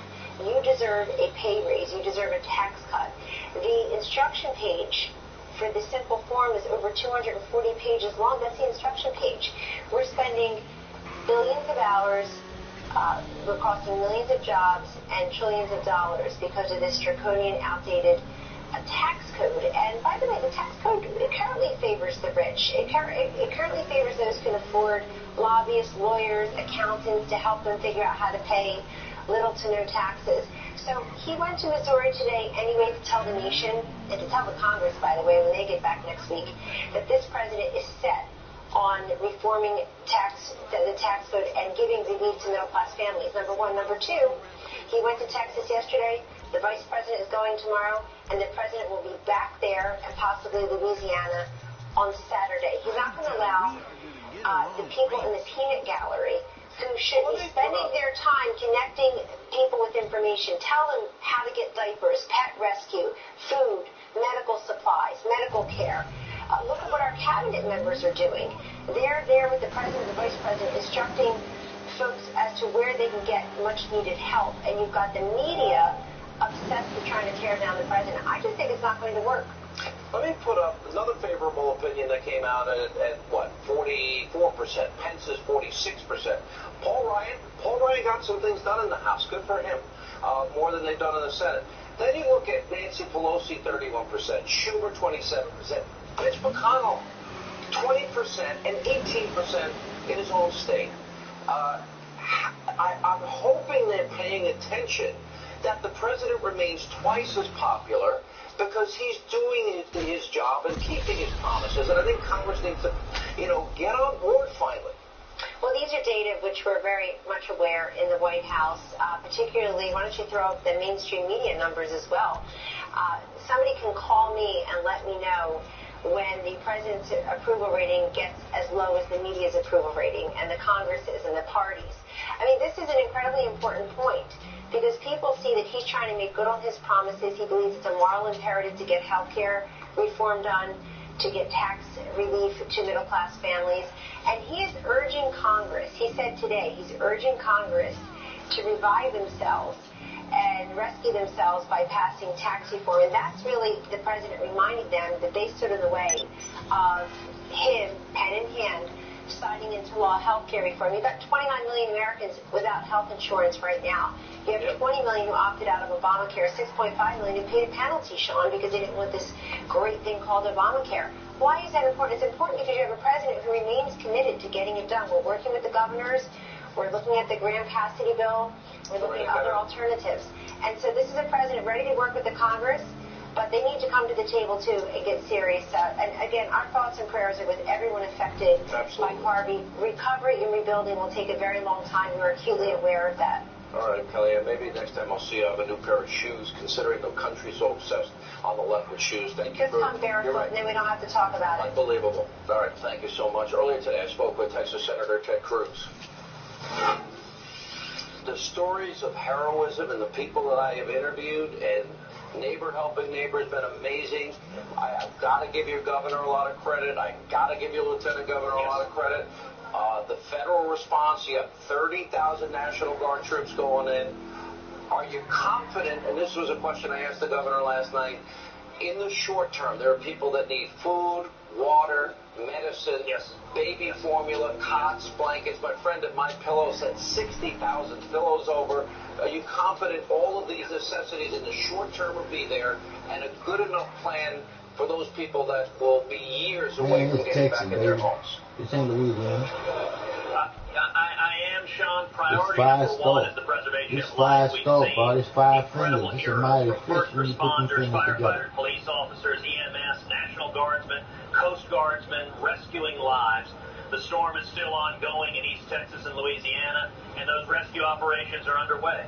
The next stage is going to be rebuilding. I've spent this morning at the shelter at the George R. Brown Convention Center, helping serve breakfast, helping care for people there. We had 11,000 people who had lost their homes who spent the night there last night. And we're seeing churches and charities and private citizens throughout the community stepping up. It has been incredible. And the most incredible part, Sean, local officials put out a call just to citizens. If you can help, step up and help. And we have hundreds of just ordinary men and women who had a flat-bottom boat, who had a bass boat, who had a jet ski, and went out and rescued their fellow citizens. A couple of days ago, I was at the Harris County Emergency Command Center. There's an entire wall of Post-its of all the people who called in and said, I've got a boat, I can help. Hundreds upon hundreds. This death toll, as horrifying as it is, we lost one brave Houston police officer. It could have been much, much higher. And the reason it is, and as so many people risk their lives, we're going to have the resources at the state level, at the local level, and the federal level. The president has committed unequivocally to supporting the people of Texas and Congress in a bipartisan way. I've had senators from both parties reaching out to me saying, we're going to stand with Texas, and Texas will come through this, and we're going to be stronger, Sean. All right, Senator, and I know my friends at Samaritan's Purse are there. Samaritan's Purse. I know the Red Cross is there. I know churches are all hands on deck. Our thoughts and prayers, Senator. We love the people in your state. We're very sorry for all that's happened, and we wish you the best. And we'll continue to focus on this in the days, weeks, and months ahead, sir. Sometimes just taking cargo out of the rigged economy isn't enough. Sometimes you've really got to stick it to the globalists, too. Take a plane and do a bombing raid on some rival traders, then get their cargo and bring it to the hangar. We'll find out next as we talk to that. A Hannity investigation straight ahead.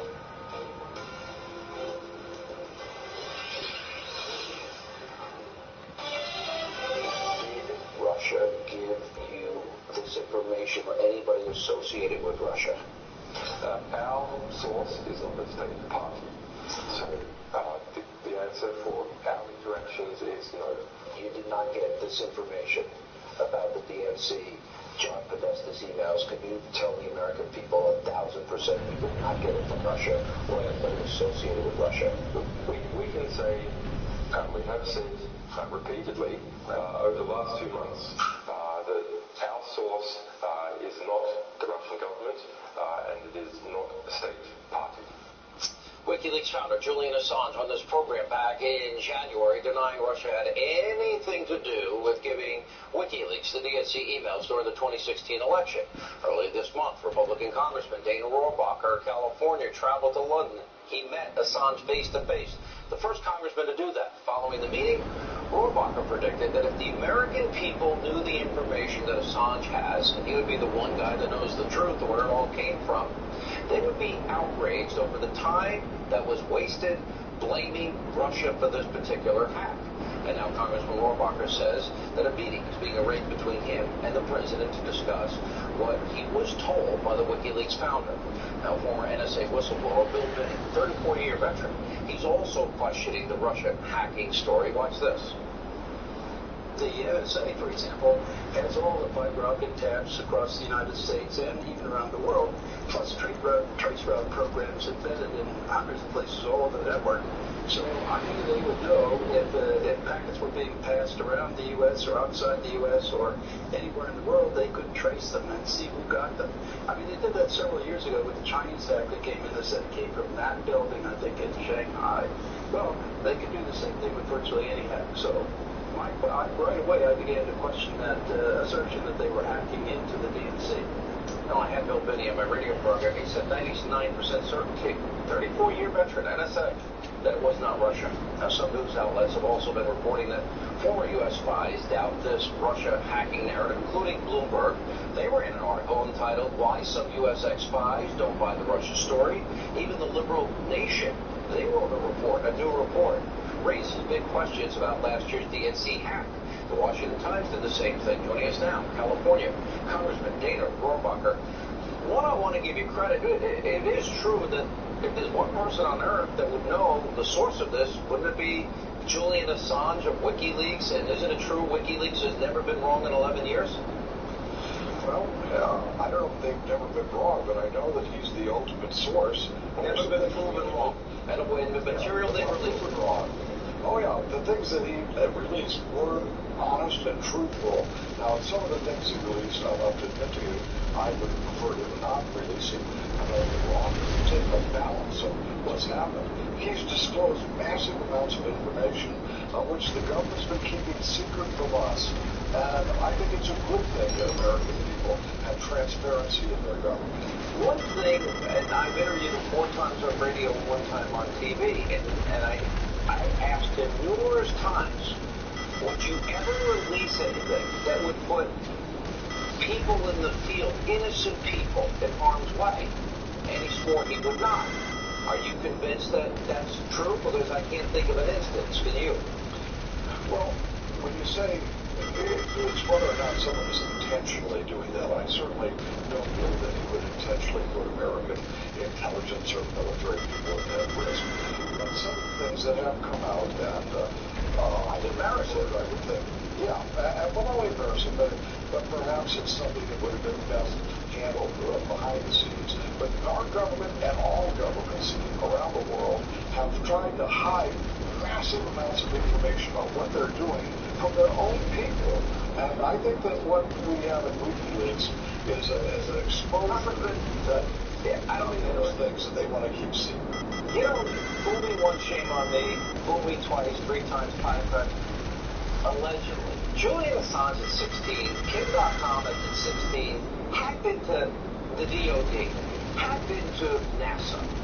Now, he's 45. At what point is it America's fault that we have not built the cybersecurity to prevent that from happening? At some point, do we blame our own government for its failure? Well, I would just have to say that I don't think our government should have as many secrets as they have, and they've been keeping information from us. And well, they're not doing their job. Well, we should be unhackable after 35 years. Well, we should be unhackable, but we should make sure that information that doesn't deserve to be secret should be available to the American people. Okay. And in that, Julian Assange is doing a great service. Let's talk about great service. So he would be the one person that knows where this information came from. Right. Do you believe that this Trump-Russia collusion narrative will be proven false, and do you believe he holds the key? The answer is absolutely yes, and I think that this Russian narrative that you're talking about, this idea, this unrelenting, sinister, story about how Trump colluded with the Russians in order to steal the elections is a total con job, it's a fraud, and it's masking a power grab, because what they're doing is they're trying to undermine the ability of the person the voters voted for. They're undermining his ability to assume the power and authority and appointments that the President of the United States has given authority to the voters. It is possible that the media has lied to the American people, and the Democrats have lied to the American people for nearly a year, and that they've disrupted the flow of information and manipulated the flow of information in this country for nearly a year.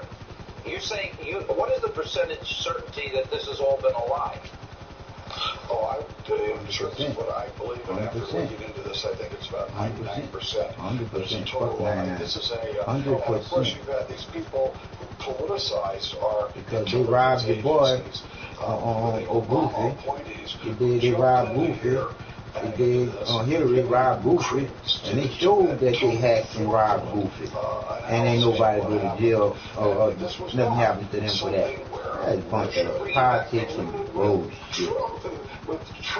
I'm like you said, shit on all y'all, but that's what y'all smell like. Doesn't Robert Mueller then need to talk to Assange? Doesn't he need to at least look at the evidence or attempt to get the evidence? Does he care about the truth? And doesn't these people haven't even looked at Hillary Clinton's collusion with the Russians where they put tens of millions of dollars uranium into yes, 145 Clinton Foundation. Yeah, all that shit. But then they want to find out, did someone with President Trump actually talk in some way? Okay. And then they complain about me. By the way, I'm about to lose you. I've had a lot of people who attack me. I am the chairman of the committee that oversees our relations with Russia. It is my job. You have a specific message for the President of the United States, but it's only one that you can tell him privately. In this environment, is it going to be hard to tell him privately? Because, Dana Rohrabacher is now sending back messages from Julian Assange. Is that going to be possible? And if not, will you go public with what you know? And obviously, Julian Assange probably wants to just be left alone and go to Ecuador, is what I'd imagine, right? I think that's probably it. I think what we have here is really important for the truth to be known. And I think the President of the United States needs to hear what the details are. And I understand that a meeting with myself and the President is being arranged. So at that point, the purpose is to alert the American people to the truth of what this whole If he has the truth that will blow this lie out of the water that you're saying, and 99% certainty, does he deserve immunity if he reveals the truth to the American people? Well, if the truth is revealed to the American people, this is a game changer in this unrelenting hostile attack by the media and this power grab by the left wing. And if he helps thwart that, yeah, he deserves a reward. All right, Dana Rohrabacher, we're going to have you back next week. We'll stay on this story. This is a pretty blockbuster. When we come back, Dr. Sebastian Gorka, straight ahead.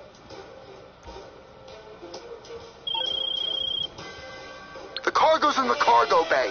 That's what it's for, as you know, because, of course, you put it there. Was no longer working for the White House. However, Dr. Gorka still vows to work as hard as he can to push through the president's agenda and to drain the D.C. swamp. Joining us now, the man himself, author of the best-selling book, Defeating Jihad, former deputy assistant to the president, Dr. Sebastian Gorka. I was surprised and, frankly, a little bit shocked at this happening. You told me that you believe you can help push the president's agenda better from the outside. Tell us what happened. Well, look, what everybody understands, I think, especially your viewers and the folks followers, is all Morse Mutual operators are on call right now. Please try again later. It wasn't the establishment that won. It wasn't the GOP. It was a New York mogul, a tycoon of real estate, with his merry band of scrappy insurgents that won the election against all odds, crushed 16 competitors, defeated a woman who'd spent $700 million, okay?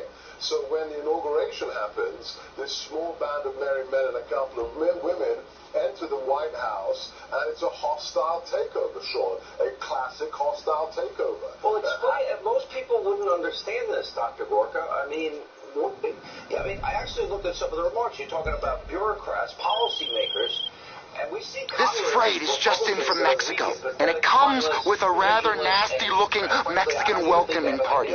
Get through them and get to the goods and bring them back to the hangar. Okay? Cool?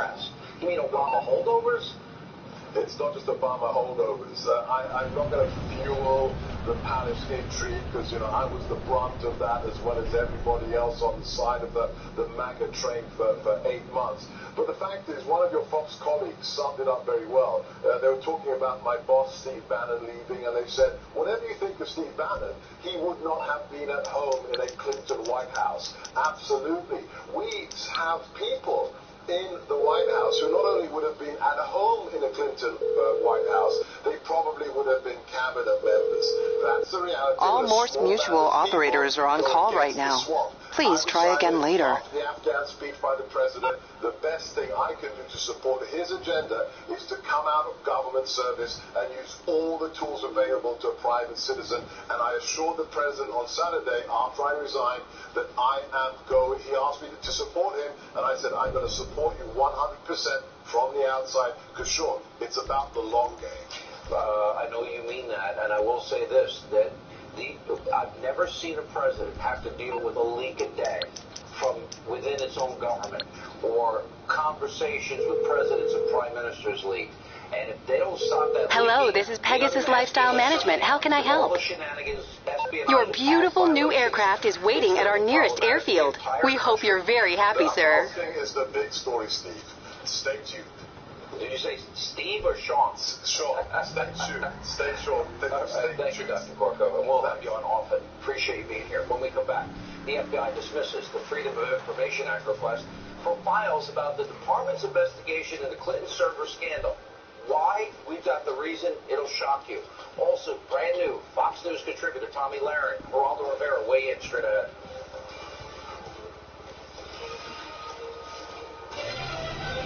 Welcome back to Canada. The FBI shoots down a Freedom of Information Act request to release files about their investigation into Hillary Clinton's private email server. And the reason is beyond bizarre. And frankly, I don't believe it. The letter from the FBI to the lawyer who put in the FOIA request reads in part, quote, "You have not sufficiently demonstrated that the public's interest in disclosure outweighs personal privacy interests of the subject." Here with reaction, and by the way, brand new Fox contributor Tommy Lahren is with us, and Fox News correspondent at large Geraldo Rivera. All right, so Tommy's new to Fox, Geraldo. You're a 50-year TV veteran, you know, so I'm going to go to her first all the time. I would hope so. Ladies always welcome aboard the Fox News channel, and our audience is very familiar with you. You've been on a ton of times before. How would this not be in our best interest? It's in everybody's best interest to get the truth, right?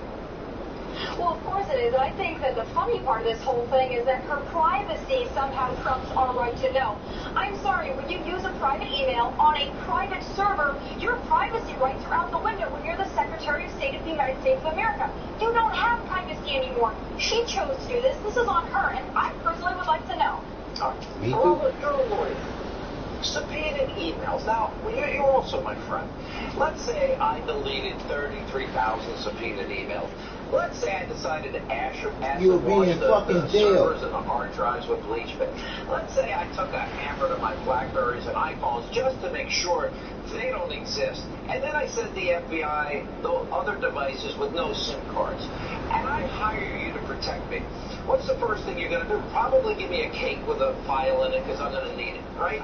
Not even you could get me off of that. I would do that and much more for you. But let me, before I get into the substance of your question, welcome Tommy, who, although I obviously disagree with many of her political positions, I think she has intelligence, she's reasonable, and she's got, most importantly, to me and you, true grit. So, Tommy, welcome aboard.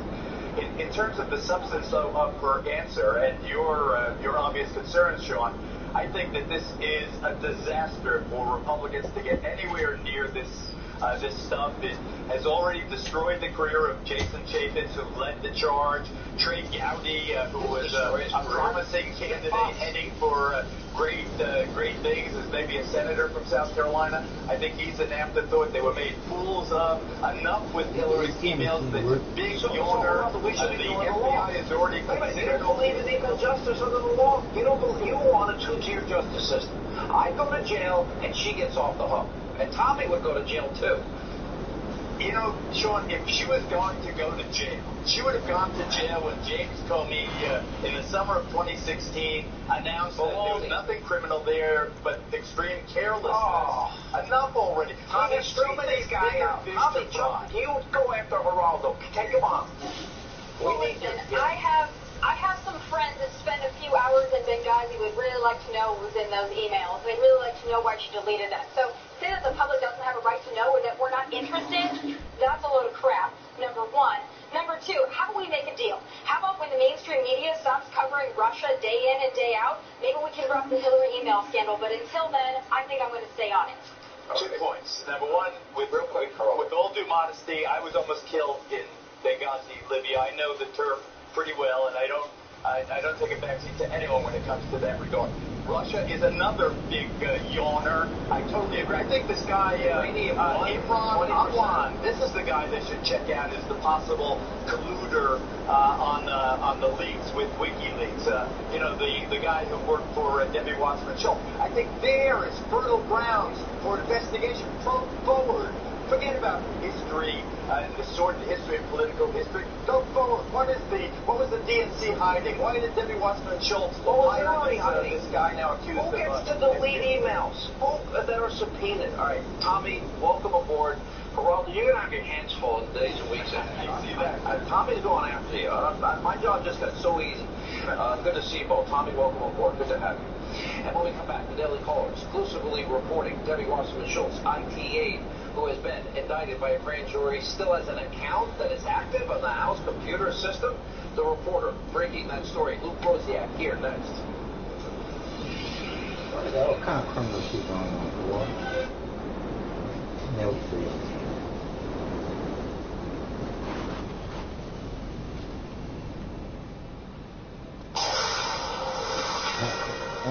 This is a Fox News alert. Welcome to Hannity. I'm Kimberly Guilfoyle in tonight for Sean.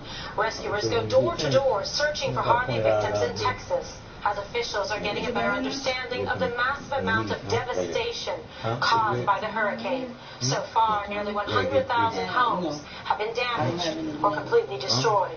Vice President Mike Pence was on the ground earlier today to survey the destruction firsthand and offered support. Take a look. As the President said in his visit here earlier this week, and said again yesterday, I say today, on behalf of the American people, with the leadership of President Donald Trump, to the people of Texas, we are with you today, we will be with you tomorrow, and we will be with you every day until this great state and these great what do you need, boss? Some wheels? I can bring them around. And rebuild to be even better and stronger than ever before. President Trump has also pledged to donate $1 million of his own money to victims of the natural disaster. I'll get back to it then. Tonight, growing concerns over the potential for a new storm system to develop in the Gulf. A full report on that in just a minute. But first, Trace Gallagher is on the ground in the Woodlands, Texas tonight. Trace? And Kimberly, if you look at the headlines, it shows that Beaumont, Texas and Port Arthur, Texas, the water there is rising, and in Houston, the water is receding. And it's true, there are people now going back into their homes in some neighborhoods, being able to assess the damage, but that only tells half the story, because there are a lot of neighborhoods around the Houston area where the water is just now coming in, where the flooding is coming in, and the rescue effort is back in high gear. Watch. Flooded Houston neighborhood 6 days after the storm, and the sun is shining and the water is rising. Imagine, if you will, that 5-6 days after the storm, someone comes to your house and says, you have to evacuate. That's what's happening in several neighborhoods around this area, because these are all vulnerable to the reservoirs. What happens is the reservoirs, the water keeps flowing over. If you don't let enough water out, you have the possibility of the dam bursting, and then everybody gets flooded. So they let enough out that only certain neighborhoods get flooded, and the rescue effort ramps back up. And how many rescues have you had here in the past couple of days? Over the last 2 days, me and him pulled more than 50, 60 people out. 60 people out of this neighborhood, and it goes on in several other areas around this Houston area. You need something, huh? One of your rides? And the thing is, let me know. Some people decide to stay, and they do it for a multitude of reasons, but because their lives are not in danger, the rescue teams are not pushing them to mandatorily leave, and in some cases, they're actually going back in and delivering food and water, because many people who decide to stay in their homes, they have no way to get in or out. But remember, these are people who just 2 days ago thought they had dodged a big bullet, and it did not turn out that way. Kimberly. Trace, thank you so much. Let's go to Steve Harrigan. He's in Silsbee, Texas tonight. Steve. Kimberly, the waters are rising east of Houston. In this area where I am, it is still very much an active rescue operation. Throughout the day today, we saw a number of water rescues, people going out in flat-bottom boats, on the way, trying to save who they could, while in the sky it was much more high-tech. Black Hawk helicopters, and C-130s, a real mix of people going door to door trying to save who they could. A number of people out in the boats are volunteers. Some of those have come from far away, like this man we spoke to. They needed help. We had the resources to take care of it, the time. We were fortunate, and we helped them in a time of need, and that's what it's all about. He came from Arkansas on his own dime. He's been rescuing people here for the past 2 days. Even the people who survived the flood, who evacuated early, who got out on time, they're suffering now. Many just brought enough clothes for a day or two, not thinking the water would stay this high for this long. We've seen them come out during the day to the edge of the water here, and they point down this street to their neighborhoods. Some of those neighborhoods now, some of their houses, completely invisible underwater. Kimberly, back to you. All right, thank you, Steve. In Orange, Texas, tonight, it's Rick Leventhal with the latest. Rick? Hey, Kimberly, we're in Orange, Texas, just off of I-10, one of the many communities here that is also underwater in southeast Texas tonight, even though there wasn't a drop of rain today. Difficult to see because it's not well lit, but as you can see, there's a lot of water out here. In fact, the National Guard's been sending out boats from this location all day to pull people out of homes. And one bit of good news, Kimberly, they were using this big boat, this MK2. They had to pull this out of the water because it's starting to recede, and this particular boat is too big now for this particular area, so they're sending out Zodiacs and other flat-bottom boats to effect the rescues, and that will continue overnight, and then again in earnest tomorrow morning. Obviously, flooding is a major issue in this region, including Beaumont, where another major issue is the lack of running water. The main pump station and the secondary pump station both inundated overnight, and they lost water for 120,000 residents of the city of Beaumont. So that forced the hospital to then effect evacuations of nearly 200 patients at Baptist Beaumont. The first 16 to be taken out were elderly patients who were taken out of a nursing home the night before. They spent the night in the hospital, and then this morning had to get on the helicopters and be flown to another hospital where there was, in fact, running water. But Kimberly, not just people being rescued and evacuated, but animals as well. We were on the north end of Beaumont earlier today, where Beaumont firefighters were actually rescuing a couple of horses that had escaped their stables and wound up on the front porch of a house that was engulfed in very deep water. The horses were scared and trapped, and these firefighters worked tirelessly to encourage these horses, in one case pulling one with a rope and then the other just sort of guiding it out of that flooded neighborhood so those two horses could be brought to dry land. That neighborhood, Kimberly, flooded today, even though, again, it wasn't raining. So in some parts of Texas, the water was rising today, and that's an ongoing concern. The rescues will continue around the clock. All right, thank you so much, Rick. As you see, a very developing situation. And as Texas continues to recover from Hurricane Harvey, a new storm system may be developing in the Gulf. Adam Kloss is in the Fox News Weather Center with more. Adam? Hey there, Kimberly. Yeah, the peak of hurricane season isn't until September 12th, so still plenty of time, plenty of activity to be tracking. Let's begin with what once was Harvey. There's that low-pressure system now lifting the northern portions of Louisiana, beginning to run up, and we're going to see Nashville, eventually Lexington get hit just by that low-pressure system. That'll be arriving on Saturday. Still, as it moves that direction, not those 30, 40 inches, but still some pretty significant rainfall as you're looking at places like outside of Nashville, maybe getting up to close to a foot of total rain, and then that rain just scatters off towards the east. You're looking at widespread rain, and it is all going to be because of what once was Hurricane Harvey. Otherwise, and yes, there are a couple other systems we're paying attention to. Real quick, this one only a 10% chance of becoming a storm in the next 5 days, but look at where it's at, right there in the Gulf of Mexico. This is not a place where we want to see a rainmaker form. It could easily drift up the coast and get into the Houston area, run along the Gulf Coast. Let's hope that one doesn't come to fruition. One that's already been created, and this is a monster moving across the Atlantic, still a long ways away, already a Category 3, bringing it up to a Category 4. Some models are going to bring this up to a Cat 5. Still a long ways away, and as you pay attention to our timings there, you're going to be running all the way up until Tuesday, and it still hasn't made landfall yet. At that point, it becomes a little bit indecisive. We're a ways away. One model brings it running up towards the East Coast. the other taking it down through southern portions of the Caribbean. But this is one we're going to be watching very closely here for the next week or so, Kimberly. All right, Adam Fox, thank you so much from the Fox News Extreme Weather Center. And joining us now with more on the recovery efforts in the Lone Star State is Texas Lieutenant Governor Dan Patrick. Lieutenant Governor, thank you so much for being with us tonight for this very important story. So please tell our viewers where you think that things stand right now tonight in terms of the rescue and the recovery efforts. Well, the storm has shifted, as you know. It started in Rockport and near Corpus, and it's moved across the state about 300 miles. So now that's why you have the most current and most important rescue going on in Beaumont, as you just reported. That's where the water is the heaviest, but the rescue continues in Houston. It was a wind-damaged storm in the west, and it's become a flooding storm. We have about 35,000 people in shelters. We think about 1 out of every 10 people that leave their home are in shelters. That means 300,000 or 400,000 people have been displaced. They're with friends or family or somewhere else. Some got hotel space.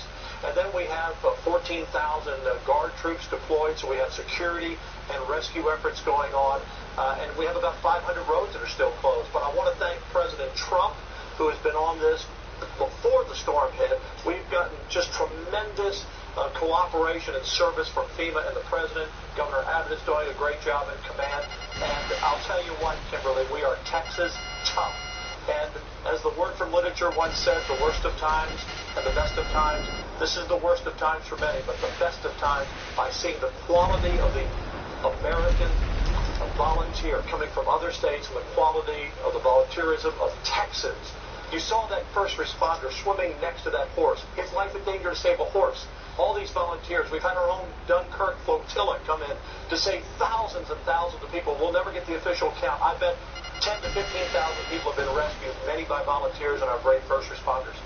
What else do you need tonight in your state in terms of viewers watching at home? What is the best way for them to direct their efforts to provide assistance or help for those in need? First of all, give to either redcross.org or Samaritan's Purse, charities that we know are here on the ground, and there are many others, but those are two. We need a lot of money. Kimberly, many of these people didn't have flood insurance. They've lost everything. The only thing they have is the backpack on their back. Their kids don't have any clothes for schools. The kids have lost their toys. The parents have lost their cars. They've lost their furniture. But they have their lives. What is remarkable, Kimberly, the biggest disaster probably in the history of America, natural disaster, and every life is precious. But right now, we think somewhere around 3 dozen people have lost their lives. That's a miracle. That is a miracle. But we need prayers. We need the financial help.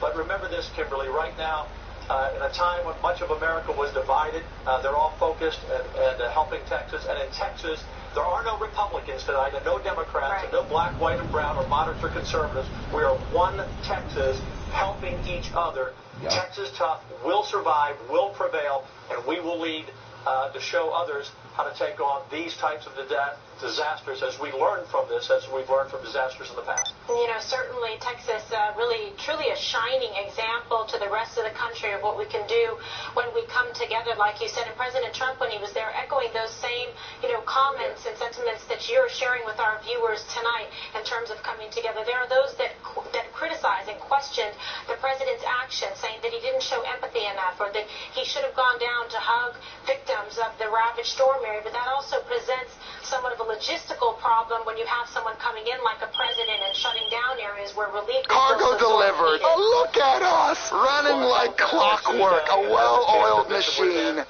I've been oiled before. Senators Cornyn and Cruz, and I can tell you this, we all think he played it pitch perfect. He didn't get in the way of first responders. Right. He didn't take away from the effort. He came into Corpus where things had settled a little bit. They still have issues there. But he inspired the people. He came here to say, I'm leading on this issue. What I like about the president, he's a business guy. And he looks at this and says, we have a problem. What do we need to get back in business? What do we need to get Texas up and running and fix it? And he has been all in from the declaration that came so quick, as he said, about 35 seconds before the storm really hit. He and Governor Abbott have worked close together. And I'm proud of our president. I'm proud of what they're doing. But make no mistake, as Brock Long from FEMA, who's doing a great job for us here, we know this is going to be a long recovery. We still have problems, as the report showed. It will be weeks before many people get in their home, months before others, and a year or more before everything is back to the new normal. But I'm grateful for everyone, our local officials, our county judges, our mayors. You can't imagine, Kimberly, every day we have a briefing at 8 a.m. You can't imagine the long list that we have to go down, just like Beaumont. Now, we're going to have to supply water for every citizen. That's bottled water that has to be trucked in. I was in Victoria yesterday, I think it was, and the days are all one. And as of yesterday, we were shipping in bottles of water for 80,000 people. That's a massive effort to get in. It's undertaking. It's a tremendous operation. We've been through it before. Nothing like this. But again, it was the worst of times and the best of times. And I'm so proud to be a Texan, and I'm so proud of all Americans outside of Texas who decided they want to be a Texan. You know, I always tell people when I give a speech, no one moves to Texas, Kimberly. They arrive here and Texas moves into them. And they want to stay. Fantastic. And they want to stay. And they do, by the way. Absolutely. Just imagine that, just, you know, when I think about it, a luxury, water, what we take for granted, you know, every day, just so that you can have clean drinking water for those that are sick, the elderly, and from anybody to just be able to have that, to be able to survive, and also water continuing to rise in some areas. So this is far from over, but as you say, Texas is strong, and I understand the president is coming back to see you. I understand he's coming in Saturday. I believe he's coming into Houston. And by the way, our prayers go out to our friends in Louisiana and other states that are experiencing heavy rain. Now it's moving up through Tennessee and other areas. You know, Kimberly, it is a difficult time for so many, and people have to go to their new normal of, you know, if they were displaced, where do their kids go to school? How do they get their benefits? If they're senior citizens, their Social Security check, all of those things, you know, you have to get back running at life, but we'll do that. You know, you can buy new stuff. Yes, you can buy new stuff. You can buy new stuff. You can buy new stuff. Can't do that. So y'all need to stop with the bullshit. To be saved and to be alive. I was out with one of those rescue trucks in a neighborhood with high water the other day, and no one knew I was on the truck. I'm just helping the volunteers who were volunteers. They had this old Army truck. And a lady came up to me in a neighborhood, Kimberly, that was pretty desolate. It was like a ghost town. And we were looking for people who wanted to get out. And she came up, and she happened to recognize me. It was my old Senate district where I used to be a senator. And she said, if I'd known you were coming, I'd have made you dinner, Mr. Lieutenant Governor. Very sweet. And I thought, what a great spirit she had. And I said, don't you want to get on the truck? She said, no, I rescue cats. I've got 45 cats. I don't want my cats to drown. I'm okay. I'll be okay. And she said, I'm going to do the backstroke back to my house. And that's the kind of spirit I give you another, maybe 4 months, you probably move in here. I said, if we end up being here another 4 months, you might end up moving in here. We really appreciate it. We really appreciate it. Certainly, and our job to do that, bring it to the viewers at home. All right, Lieutenant Governor, thank you so much.